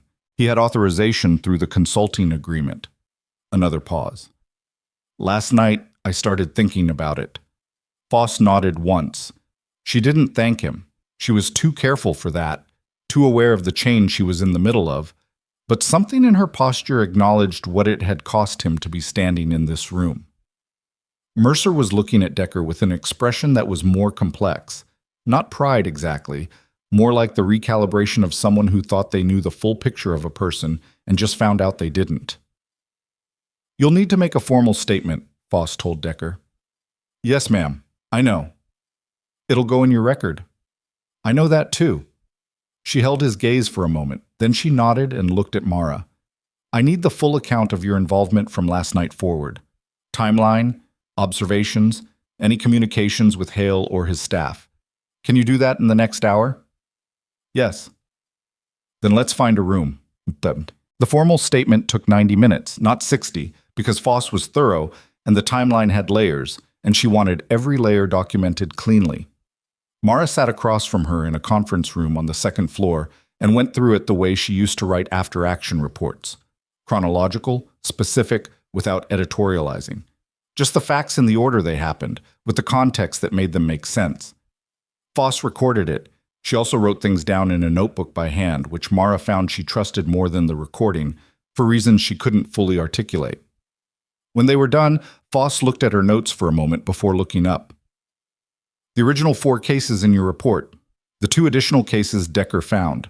That's 6 documented instances of accelerated protocol producing behavioral failure in operational animals. She paused. Do you believe there are more? Mara thought about that honestly. I think there are more I don't know about. The program ran approximately 20 handler loss events during my time and the subsequent period. If the failure rate is consistent with what the documentation shows, there should be more cases. Whether they were hidden, misclassified, or just not tracked depends on how systematically Hale was managing the record. She looked at Foss. He's careful. He doesn't leave large, obvious gaps. He leaves small ones that don't connect until someone lines them up.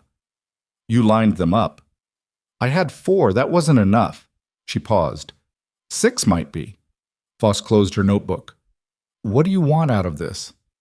The question surprised her.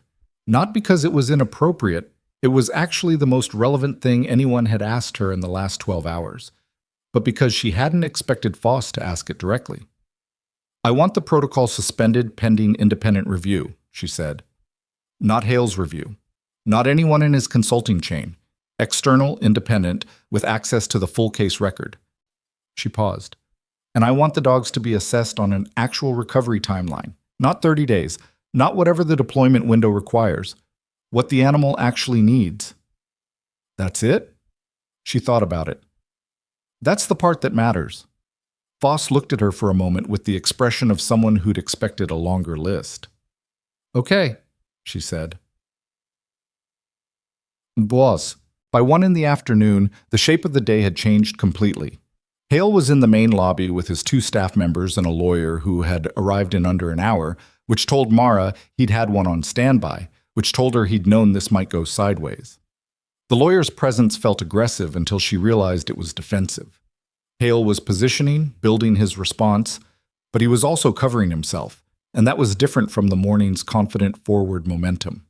Mercer updated her near the nurse's station, speaking low. JAG has formally flagged the case files. That goes up the chain to Hale's oversight office. He can't make that disappear. Too many people have seen it now. He looked at her. His consulting contract with our unit is being suspended pending review. That's effective immediately. How did that happen so fast? I called my CO at 6 this morning. He said it simply. Before Hale arrived, I told him what we had. She looked at him. Before you knew about the additional cases? I knew enough. He held her gaze. I knew what you documented. I knew what Ranger's condition was. I know what the 30-day protocol produces. I've watched 2 dogs go through it in other units. I just didn't have the language for what was wrong with it until last night. He paused. You gave me the language. She didn't have an answer for that, so she didn't offer one. How's Ranger? She said. Stable. Weston's team checked him an hour ago. He's eating, slept for 3 hours. A small pause. He keeps going to the door when someone comes in. Looking for you, I think. She felt something move in her chest. I'll go see him. In a minute. Mercer looked at the floor, then back up. There's something else. Hale's lawyer made a counterfiling about an hour ago. They're arguing that the documents Decker retrieved were accessed improperly, that PFC Decker didn't have individual authorization to pull those specific files, even if the unit had general shared drive access. She understood immediately. They're going after the chain of custody. If the documents were improperly obtained, they're harder to use. It's not a strong argument legally. Foss thinks it'll fail, But it's going to create a delay, and in that delay, Hale is going to try to move. He kept his voice even. He's already requested an emergency operational review through a separate command channel, one that bypasses my CO and goes directly to the Program Oversight Board, which Hale has 2 members of. He seated the Oversight Board. 3 years ago, according to what Foss found in the program's organizational history, he said it without surprise, just with the specific tiredness of someone learning the full dimensions of a problem they'd already known was large. So we have a delay tactic slowing down the documentation, a separate command channel he's using to try to reassert authority, and a lawyer who's going to argue that everything Decker found is inadmissible. She thought about this. She thought about Hale's face in Okafor's office, the single moment when the structure had slipped. He'd looked at those documents, and she'd seen the recognition in his eyes, not just that they existed, but that they were the specific ones he'd hidden in a folder he'd assumed was invisible. He doesn't know what else Decker found, she said. Mercer looked at her. What do you mean? The maintenance archive. If Hale accessed the shared drive to store documents he wanted to be findable only to himself, that folder isn't the only place he'd have put things. People who hide information in one place usually have a system. The maintenance archive was a specific choice, obscure label, plausible reason to exist, 0-foot traffic. She paused. There are probably other folders like it. Decker found one because he was looking. He wasn't looking for all of them. A beat. He's been on the shared drive, Mercer said slowly.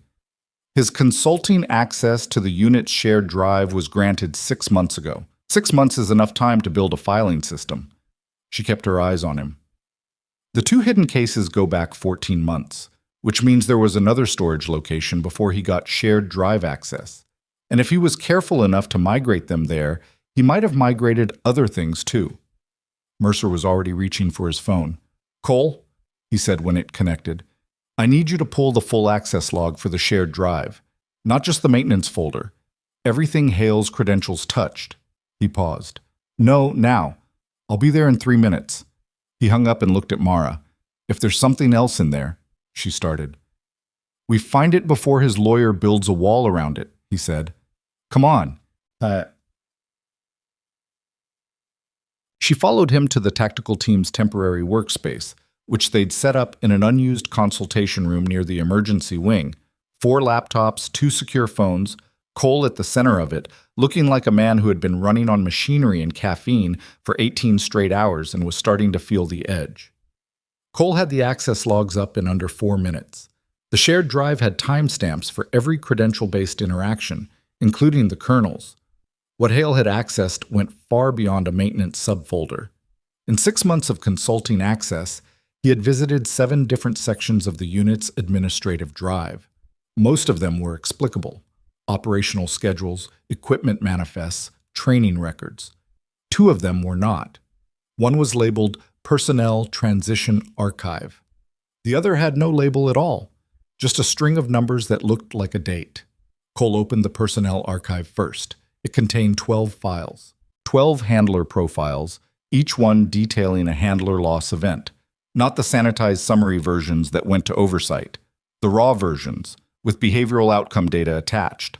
All 12 showed the same pattern: handler death or critical injury, dog entering handler loss protective state, accelerated reintegration protocol applied, behavioral assessment at 30 days showing functional clearance, and then, in 8 of the 12, a follow-up file. Field performance review, 6 to 18 months post-clearance. Of the 8 that had follow-up files, 5 showed critical behavioral events. Not 2, not 4, not 6. 5 additional cases, 11 total. Cole said it before Mara could. 11 documented failures. He had 11. He looked up from the screen. He had this whole time. The number sat in the room like something physical. Mara looked at the files. 11 handler loss events. 11 dogs pushed through a protocol she'd argued against, documented against, been removed for questioning.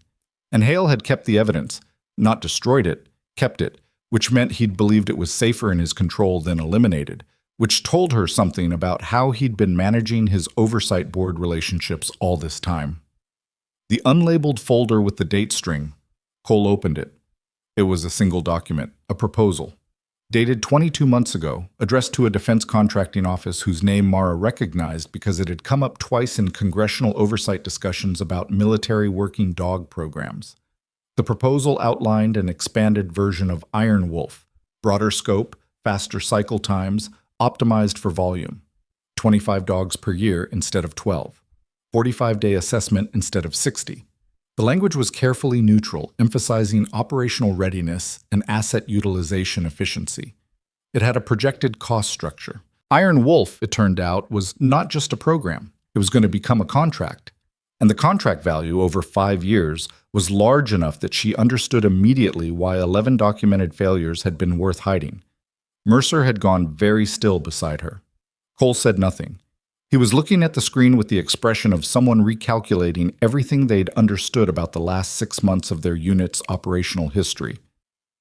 He was going to expand it, Mara said, not as a question. He was going to sell it, Mercer said. To the contracting office. Yes. She looked at the proposal. Every dog in the expanded program goes through the same protocol. Every handler works with an animal that's been cycled through accelerated reintegration.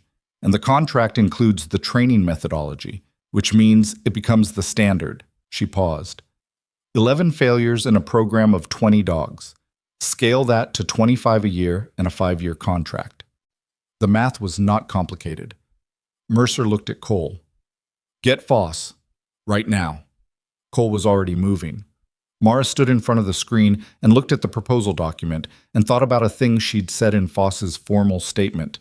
That she thought there were more cases she didn't know about, that the gaps in the record were too deliberate to be accidental.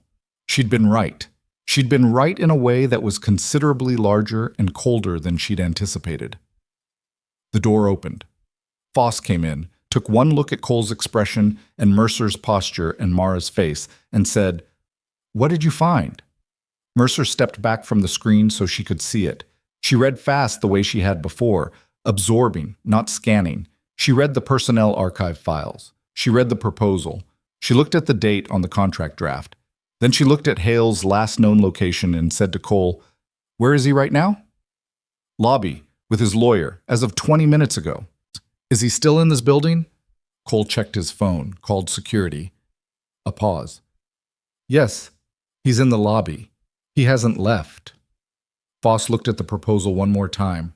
Then she pulled out her phone and made a call that lasted 40 seconds, and the person she spoke to responded in a way Mara couldn't hear but could infer from the change in Foss's posture. Then she hung up and looked at Mercer. "CID is sending 2 agents," she said. "Criminal Investigation Division. This has moved past my jurisdiction." She paused. "They'll be here in 40 minutes. "And Hale?" "Cannot leave this building until they arrive." She looked at Cole. "I need Okafor to understand that this is now a federal matter and that Hale needs to remain on premises, politely, without alarm. Can you handle that?" "Yes, ma'am." Cole left. The room was quiet. Mara looked at the screen. 11 dogs. A 5-year contract. A maintenance archive in a folder nobody was supposed to look in. Foss said quietly, "You okay?" "Yes." "That's a lot to absorb." "I'm absorbing it." Foss looked at her for a moment. "When you submitted your original report 4 years ago, did you know it was this?" "No." She was honest. "I knew the protocol was wrong. I knew the outcomes were worse than the summaries said. I didn't know it was being managed this deliberately." She paused. "I thought he was protecting a methodology because he believed in it. That's different from protecting a methodology because he was building a product. Does it change anything for you?" She thought about that, about the 8 months, the apartment, the badge, the specific chosen smallness of not wanting to be in a room where this kind of thing happened anymore. "It changes how bad it was," she said. "It doesn't change what needs to happen." Mercer was looking at her from across the room. He'd been quiet for several minutes, processing, she thought, in the particular way of someone who was also grieving and had managed to compartmentalize that grief long enough to get through the last 18 hours. And now it was pressing against the edges of what compartmentalization could hold. She thought about his brother, about the military tag he'd placed beside Ranger's bed. She hadn't seen it, but Decker had mentioned it, quietly, while they waited for Foss in the consultation room. She thought about a man she'd never met who had spent 2 years building a relationship with an animal that would stand over his body and refuse to let go, and who had died inside a system that was now proven to be something considerably worse than negligent. She didn't say any of that. Sometimes things just needed to be the weight they were. Mercer said, "I'm going to check on Ranger." "I'll come," she said. They walked down the corridor together. Neither of them talked. The hospital moved around them in its ordinary rhythms: monitors, carts, voices, the particular compressed urgency of a building where people were always in the middle of something that mattered. She'd chosen this place for its anonymity and found it, and then one night had burned through the anonymity completely. And now here she was, walking through the same corridors with a military commander whose brother was dead, and a classified past fully surfaced, and 11 documented cases, and a federal investigation converging in a lobby 1 floor below her. She was not anonymous anymore. She was also, for the first time in 8 months, entirely herself. She pushed open the door to the recovery room. Ranger lifted his head, and then he was on his feet, moving to her with the specific directness of an animal who has decided where its gravity is. And she put her hand on his head, and he leaned into her and she steadied him. Mercer stood in the doorway and watched. After a moment, he came in and crouched down the way he had in the family waiting room the previous night, and held out his hand, and this time Ranger stayed where he was, close to Mara. But he extended his nose and touched Mercer's hand and kept it there a few seconds longer than before. Something about that, the dog's slow, fractured willingness to connect, made the room very quiet. Mara kept her hand on Ranger's neck. She heard boots in the corridor. More than 2 sets, moving with purpose. She looked at the door. Cole appeared in the gap. His face had the particular quality she'd learned to read in the last 18 hours. Controlled, but with something underneath it that was moving fast. "There's a problem," he said. Mercer stood. "What?" "Hale's lawyer filed an emergency injunction 40 minutes ago. Not the chain of custody argument, something different." Cole looked at both of them. "He's claiming Nurse Calloway's original report is classified government property, and that her possession and distribution of it constitutes a breach of her separation agreement." Mara felt the air in the room change. "That's not," she started. "The injunction names you specifically.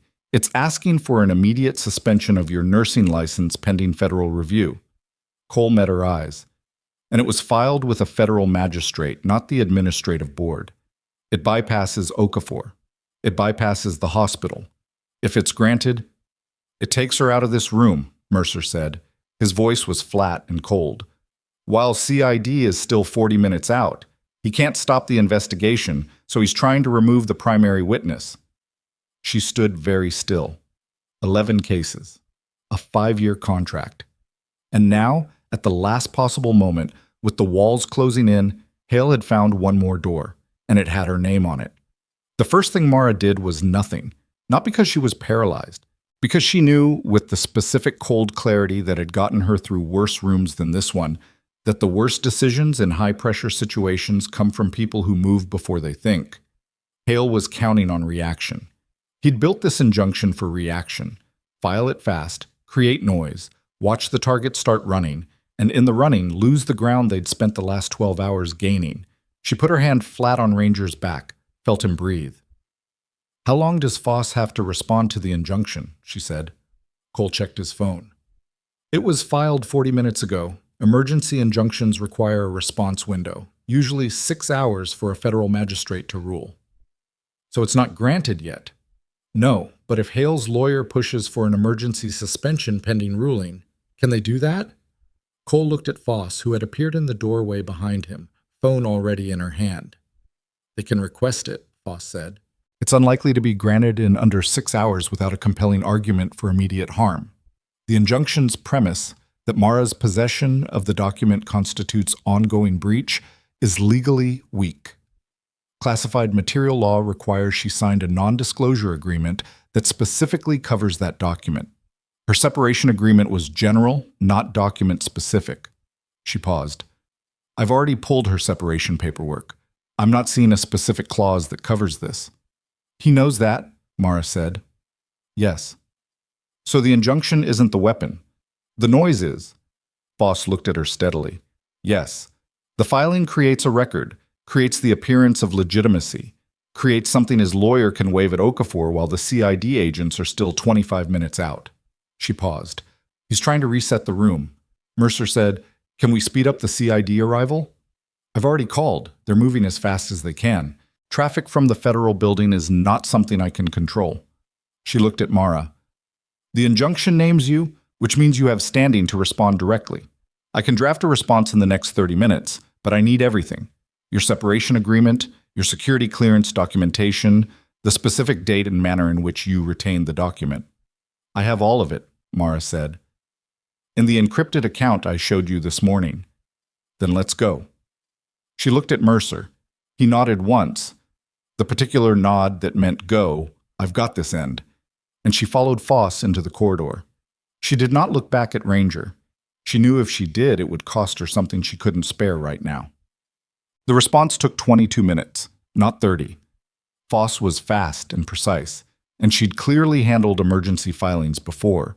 She knew which arguments led and which ones slowed things down, and she cut the document to its essential spine. Mara's separation agreement contained a general confidentiality clause that covered operationally active Iron Wolf materials. Her report, as a document she had personally authored, and as a document that program leadership had never formally classified, Hale had archived it, not classified it, a distinction that turned out to matter, fell outside that clause's scope.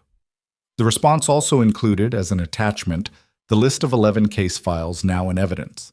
Not their full contents, Foss was careful about chain of custody, but their existence, their dates, and their relationship to the program whose director was currently filing injunctions in a hospital lobby. "This goes to the magistrate?" Mara asked. "And to Hale's lawyer simultaneously." Foss looked at the document on the screen. When his lawyer sees the 11-case attachment, he's going to reassess how hard he wants to push this. "You think so?" "Lawyers don't like being on the wrong side of 11 documented failures in a federal investigation." She paused. "He'll probably still push, but he'll slow down." She filed it at 2:47 in the afternoon. They went back to the corridor. Dolores was there. She had the specific expression of a woman who had spent the last several hours running a nursing floor, while a significant portion of her administrative day had been consumed by events she'd been only partially briefed on, and who had made a decision about what she thought of all of it. "Okafor's been updated," she said. "Foss's office sent him the 11-case summary." She looked at Mara. "He's meeting with Hale's lawyer right now. I don't know what that conversation looks like, but the 2 security officers stationed at the lobby entrance were moved to exterior positions 20 minutes ago." Mara understood. "He's making sure Hale can't leave." "The hospital's legal team is in the meeting. They're not exactly friendly to someone who tried to use an administrative complaint to suppress evidence in their building." Dolores said it without satisfaction, just as a fact about how institutions behave when they realize they've been used. "Also, Dr. Weston wants to see you." "Now?" "He's been waiting for 40 minutes. He said he'd keep waiting." She found Weston in his office, standing rather than sitting, with the look of a man who'd spent the morning being wrong about something and was working out how to address that directly. "Calloway?"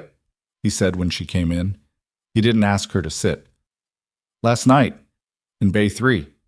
I told you to stay in your lane." "You did." "I was wrong." She'd expected something more complicated than that. She waited for the qualifier, the but, the professional hedging that usually followed an admission from a department chief. It didn't come. "The dog is alive because you came through that door," he said. "I know that. Everyone on my team knows that." He looked at her directly. "I also know that I looked at your face when you told me to back up, and I dismissed you because you were a floor nurse and I was running the bay, and that had nothing to do with whether you were right." A pause. "You were right. You were working with what you had," she said. "Don't let me off the hook that easy. I had a person in front of me who knew more than I did, and I didn't listen." He held her gaze. "I'm not doing that again." She nodded. It wasn't forgiveness or absolution. It was just 2 people in a difficult profession acknowledging a failure and moving forward. That was all it needed to be. "The care hold on Ranger," she said. "Can you maintain it until the investigation is resolved?" "Already extended it, indefinitely, pending outcome of the federal review. He paused. And for the record, the behavioral assessment, when it happens, goes through my team's veterinary partner on staff. Nobody else. Not Hale's people, not his program. Thank you. He sat down. The conversation was over. She left. The CID agents arrived at 3:14. She knew it happened because Cole texted her one word, here. She was in the recovery room with Ranger when the dynamic in the building shifted. Not dramatically, not with noise, but with the particular change of atmosphere that comes when the person who's been running a play realizes the play has been taken away from them. It traveled through the hospital, the way things travel through closed spaces, person to person. A change in how people moved in the corridors, a change in the sound coming from the lobby. Mercer came to the door 20 minutes later. They took his statement, he said. His lawyer tried to cite the pending injunction. The agents weren't interested. He looked at Mara. They've reviewed the 11 case files. They're treating the contract proposal as evidence of deliberate concealment. That's a different category than negligence. She understood what that meant. It meant Hale wasn't being reviewed for poor program management. He was being investigated for something considerably more serious. A pattern of deliberate suppression in service of a financial interest, which connected to the handler injury, which connected to the question of whether the injury could have been prevented if the failure data had been disclosed when it first appeared. Decker, she said. They talked to him. He's been cooperative. He'll have to make a formal statement at the federal building tomorrow. Mercer paused. His CO is not pleased, but the CID agents made clear that he came forward voluntarily with evidence in an active investigation, and that has weight. He'll be okay? I think so. I'll make sure. He said it with the quiet certainty of a man who meant it and had the standing to back it up. She looked at Ranger, who was lying with his chin on his paws, watching both of them with the dark, patient attention of an animal who has nowhere else to be. What about the contract, she said. The expansion proposal. The contracting office was notified 2 hours ago. They've suspended the review process pending the investigation outcome. He paused. That means the expanded program doesn't move forward. Whatever Iron Wolf looks like after this, it doesn't look like Hale's version. She let that settle. 11 cases, a 5-year contract, the specific architecture of a man who had taken something that could have mattered, a program designed to help animals and the people who worked with them through the worst moments of that work, and rebuilt it around a financial outcome. It wasn't unique to him. She'd seen variations of it her whole career, the way institutions drift from purpose toward self-perpetuation, the way individuals inside those institutions learn to serve the drift. Hale had just been better at it than most, and more ruthless, and more certain that nobody was watching closely enough to matter. He'd been almost right. She heard boots in the corridor, different boots than she'd heard all day. Not tactical, not hospital staff. She heard voices, professional and matter-of-fact, and then a sound she recognized without needing to look. The sound of someone being asked to come with them in a tone that doesn't have a no option. She kept her eyes on Ranger. She didn't need to see it. She didn't need the visual of Hale in a corridor with federal agents to confirm what she already knew. Some things didn't require witnessing. They just required having been right and having stayed long enough to let that mean something. After a moment, Mercer said, "He's out." "Okay," she said. "But..." The afternoon moved into evening the way long, punishing days eventually do. Not with relief, exactly, but with a kind of decompression. The tactical team remained on site. The formal hold on Ranger stayed in place. Foss received confirmation at 4:41 that the magistrate had declined to act on the injunction, citing insufficient grounds for emergency suspension and noting that the named document's classification status was under active review, which was the legal equivalent of the court looking at Hale's filing and saying, "Not today." Mara was sitting outside on the loading dock steps when Dolores found her, which was a good indication of how thoroughly the normal rules of her shift had dissolved, since sitting on loading dock steps was not a recognized nursing activity. Dolores sat down next to her. They didn't talk for a while. The evening was doing what Hartwell evenings did in October, getting dark faster than felt reasonable, the temperature dropping with purpose, the air carrying that particular cold edge that meant the season had made its decision. 8 months ago, Dolores said eventually. Yes. When you interviewed, you were very calm. I was very tired, Mara said. Calm and tired look similar from the outside. I know. Dolores looked at the parking lot.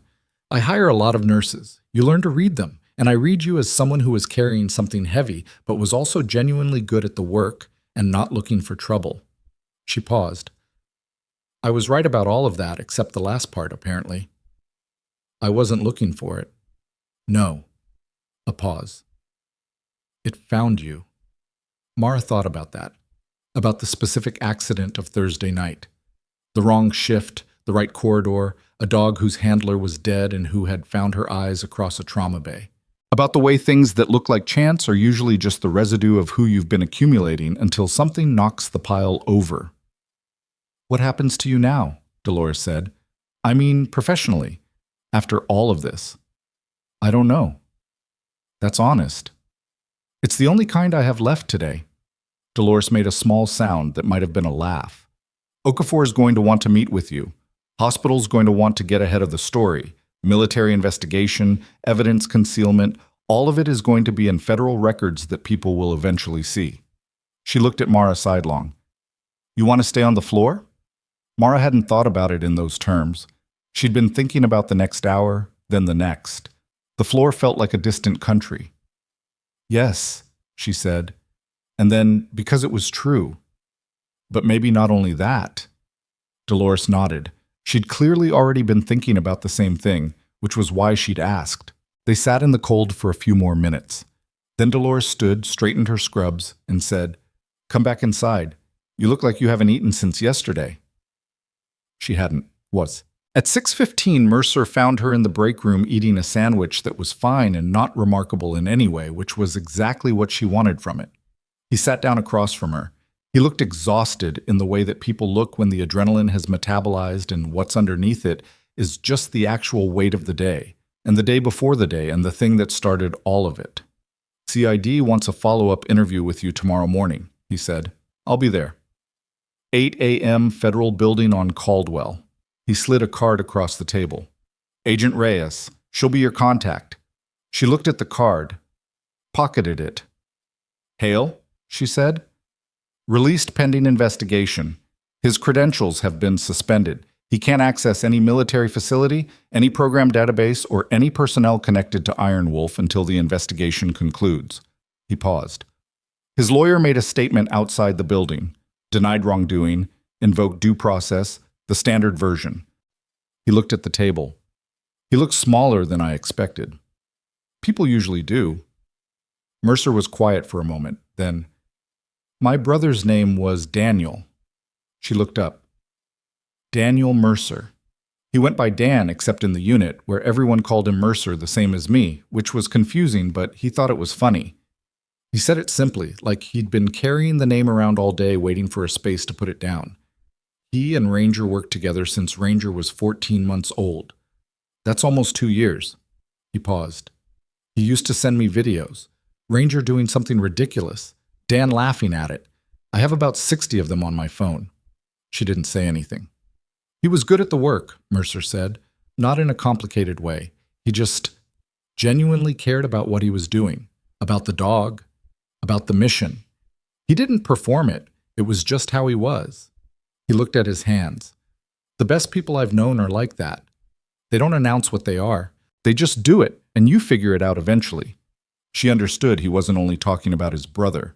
She didn't point that out. He deserved better than the investigation we got tonight, Mercer said. The why of it, a contract, a financial model, 11 dogs and 11 handlers who were given an asset that was already broken. He went out on a mission with a protocol that was built for a budget projection. He stopped. I keep thinking about that. I know. I know you do. He looked at her. That's why you stayed. Last night, and every decision after. You knew what was underneath it.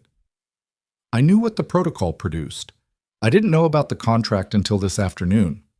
But you stayed anyway. She thought about that, about the honest version of why she'd walk through that bay door at 9:19 with no assignment and no authority and a past she'd spent 8 months burying. The dog needed someone who understood what was happening to him, she said. That was it. That was the whole calculation. Not for the investigation? I didn't know there was going to be an investigation. Not for Hale? No. She met his eyes. I didn't walk through that door for any of what came after. I walked through it because he was afraid and I could help. Everything else happened because I was already in the room. She paused. That's usually how it goes. You don't decide to do the hard thing. You just don't leave when leaving would be easier. Mercer looked at her for a long moment. He didn't answer that. He didn't need to. She went back to Ranger one more time before she left for the night. The recovery room was quiet. One of the tactical team, not Decker, a different soldier, older, who'd been respectfully silent through most of the day, was sitting in a chair near the door. He nodded when she came in and said nothing, which was exactly right. Ranger lifted his head when the door opened. His tail moved once, not the enthusiastic flag of a dog in good circumstances, but the small, specific movement of recognition. You. Yes. Okay. She sat on the floor next to him. He put his head in her lap. She looked at the room, the folded blanket, the water bowl, the gray window with its view of the parking lot going dark, the military tag on the bedside surface that someone had placed there and nobody had moved, small details that added up to something too large to look at directly. She put her hand on his head and felt him breathe. She thought about Daniel Mercer, who she'd never met, and who had built 2 years of trust with an animal that now lay in a hospital room because of what had been done and not done in a program he probably never knew had financial motivations behind its methodology. She thought about what it meant to do dangerous work in good faith and be failed by the infrastructure around you. She thought about the 11 case files, the 5-year contract, and the man who had decided those numbers were compatible with each other. She thought about what the young soldier Decker had asked her in the recovery room that morning. "Does it get better?" she'd said eventually, not fast. That was true. It was also incomplete. The complete answer was yes, but not by waiting. Not by keeping your head down and making yourself small and hoping the thing that cost you something last time won't find you again. It gets better because you take the knowledge of what the world actually is, and you stay inside it anyway, and you build something that acknowledges the weight without being crushed by it. You stay, that's all. You stay. She didn't know what came next in a practical sense. The CID interview at 8 a.m. The federal investigation that would take months. The question of Iron Wolf's future, what it looked like after Hale's version was dismantled, and someone had to decide what rebuilt from its bones. The question Dolores had asked on the loading dock, maybe not only that, sitting unresolved, and she realized genuinely open in a way she hadn't felt about her own future since she'd packed a bag and left a program she'd helped build and driven to a city she'd chosen partly for its anonymity. She didn't know. And she found, sitting on a floor in a hospital room in Hartwell with a 75-pound dog breathing steadily against her leg, that she was okay with not knowing. Not in a resigned way, in the way of someone who has survived the thing they were most afraid of facing and found it didn't kill them, which changes the mathematics of what comes next. She heard the door open. Mercer. He stopped inside the threshold and looked at her on the floor with the dog and didn't say anything, just stood there with the expression of a man carrying a day that had cost him considerably more than most. "You should go home," she said. "I know. Ranger's okay. He's going to keep being okay." "I know that too." He looked at the dog. Ranger tracked him with his eyes but didn't lift his head from Mara's lap. "He's going to need a new assignment eventually. Handler, unit, the whole structure." "Not soon." "No, not soon." He paused. "When it's time. I'd like you involved in that assessment, if you're willing." She looked at him. "Officially?" "There's going to be a review of Iron Wolf's protocols, independent, external. Foss is already building the framework. They'll need people who understand the program from the inside." He met her gaze. Who better than someone who built the original methodology and watched what happened to it? She was quiet for a moment. "That's a significant ask," she said. "Yes. It means being publicly connected to the program again, to the investigation, to all of it." "Yes." She looked at the window, dark outside now. the parking lot lights making orange circles on the wet pavement. "I'll think about it," she said. "That's enough," he said. He left. She sat with Ranger a while longer. She wasn't counting the minutes. The night shift had started and the floor was running and Dolores had already arranged coverage and nobody needed her in any specific place right now, which was rare enough that she intended to use it. The dog's breathing was steady and slow. His weight against her leg was specific and real. She thought about the first moment, the bay door, the blood-soaked animal, the room full of people who had every kind of authority and none of the language. She thought about the word she'd set into that chaos. One word, plots. It wasn't magic. It wasn't special in itself. It was just the right word, said by someone who knew why it was the right word, in a room where everyone else was 2 years of context short. That was the thing about silence, she thought. People mistake it for absence. They look at the quiet person in the corner and assume the quiet means there's nothing there. They look at the nurse without the important title, the woman with the ordinary badge and the practical shoes, and they see exactly what she's allowed them to see, and they build a ceiling from that. But the silence was never empty. It was full of everything she'd been through and learned and carried, all of it still there, waiting in the patient way that real things wait. Not asking to be seen, not performing for the room, just existing with the certainty of something that knows its own value even when nobody else in the room has gotten there yet. She'd spent 8 months making herself small. She understood why she'd done it. She didn't regret it exactly. The 8 months had been necessary, a kind of healing that required the specific privacy of anonymity. But she also understood now that she'd overcorrected, had taken smaller when she'd needed quieter, had confused invisibility with safety, had built walls where she'd needed rest. The walls were down now. The whole city knew it, or would. She was still here. That was the point. That had always been the point. Not the recognition, not the formal clearance, not Mercer's ask or Foss's investigation or Weston's honest acknowledgement or Dolores sitting beside her on cold concrete steps. Those things mattered. She wouldn't pretend they didn't, but they weren't the point. The point was the dog who had been abandoned to his grief in a room full of people who didn't know how to reach him, and a woman who did. And the simple decision to walk through the door. The point was, stay. Not because it's easy, not because it's safe, not because anyone is watching or will record it correctly or will immediately understand what you brought to the room.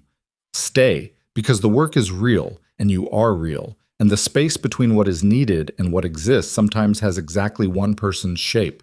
And if that shape is yours, then walking away is a different kind of loss than the one you were afraid of.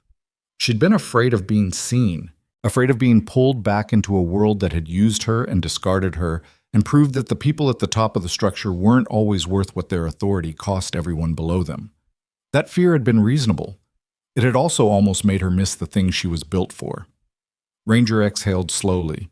His body relaxed one more degree, the last tension leaving him in a long, quiet breath, and he slept. She could tell by the quality of the stillness, a different stillness than the alert rest of before, something deeper, the actual drop into sleep that an animal allows only when they feel safe enough to let go. She kept her hand on his neck. Outside, Hartwell was doing what it did at night, moving on, indifferent, full of its own concerns. The rain was gone. The helicopters were gone. The armored vehicles had been moved from the emergency bay sometime in the late afternoon, and the hospital's front entrance looked the way it always looked, which was like a hospital entrance, which was like a place where people arrived in crisis and left, if they were lucky, on the other side of it. She would walk out those doors in an hour or so.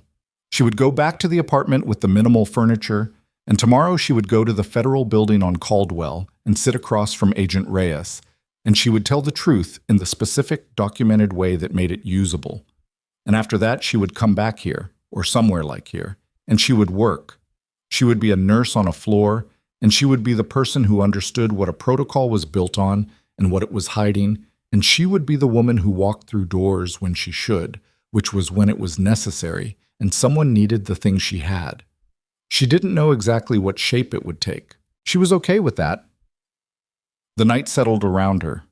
The dog slept, and Mara Calloway sat in the quiet with her hand on a living thing and let herself be exactly who she was, all of it, The past and the present and the 8 months and the 3 years and the iron wolf and the floor nurse and the woman who said the right word in the right room at the right moment.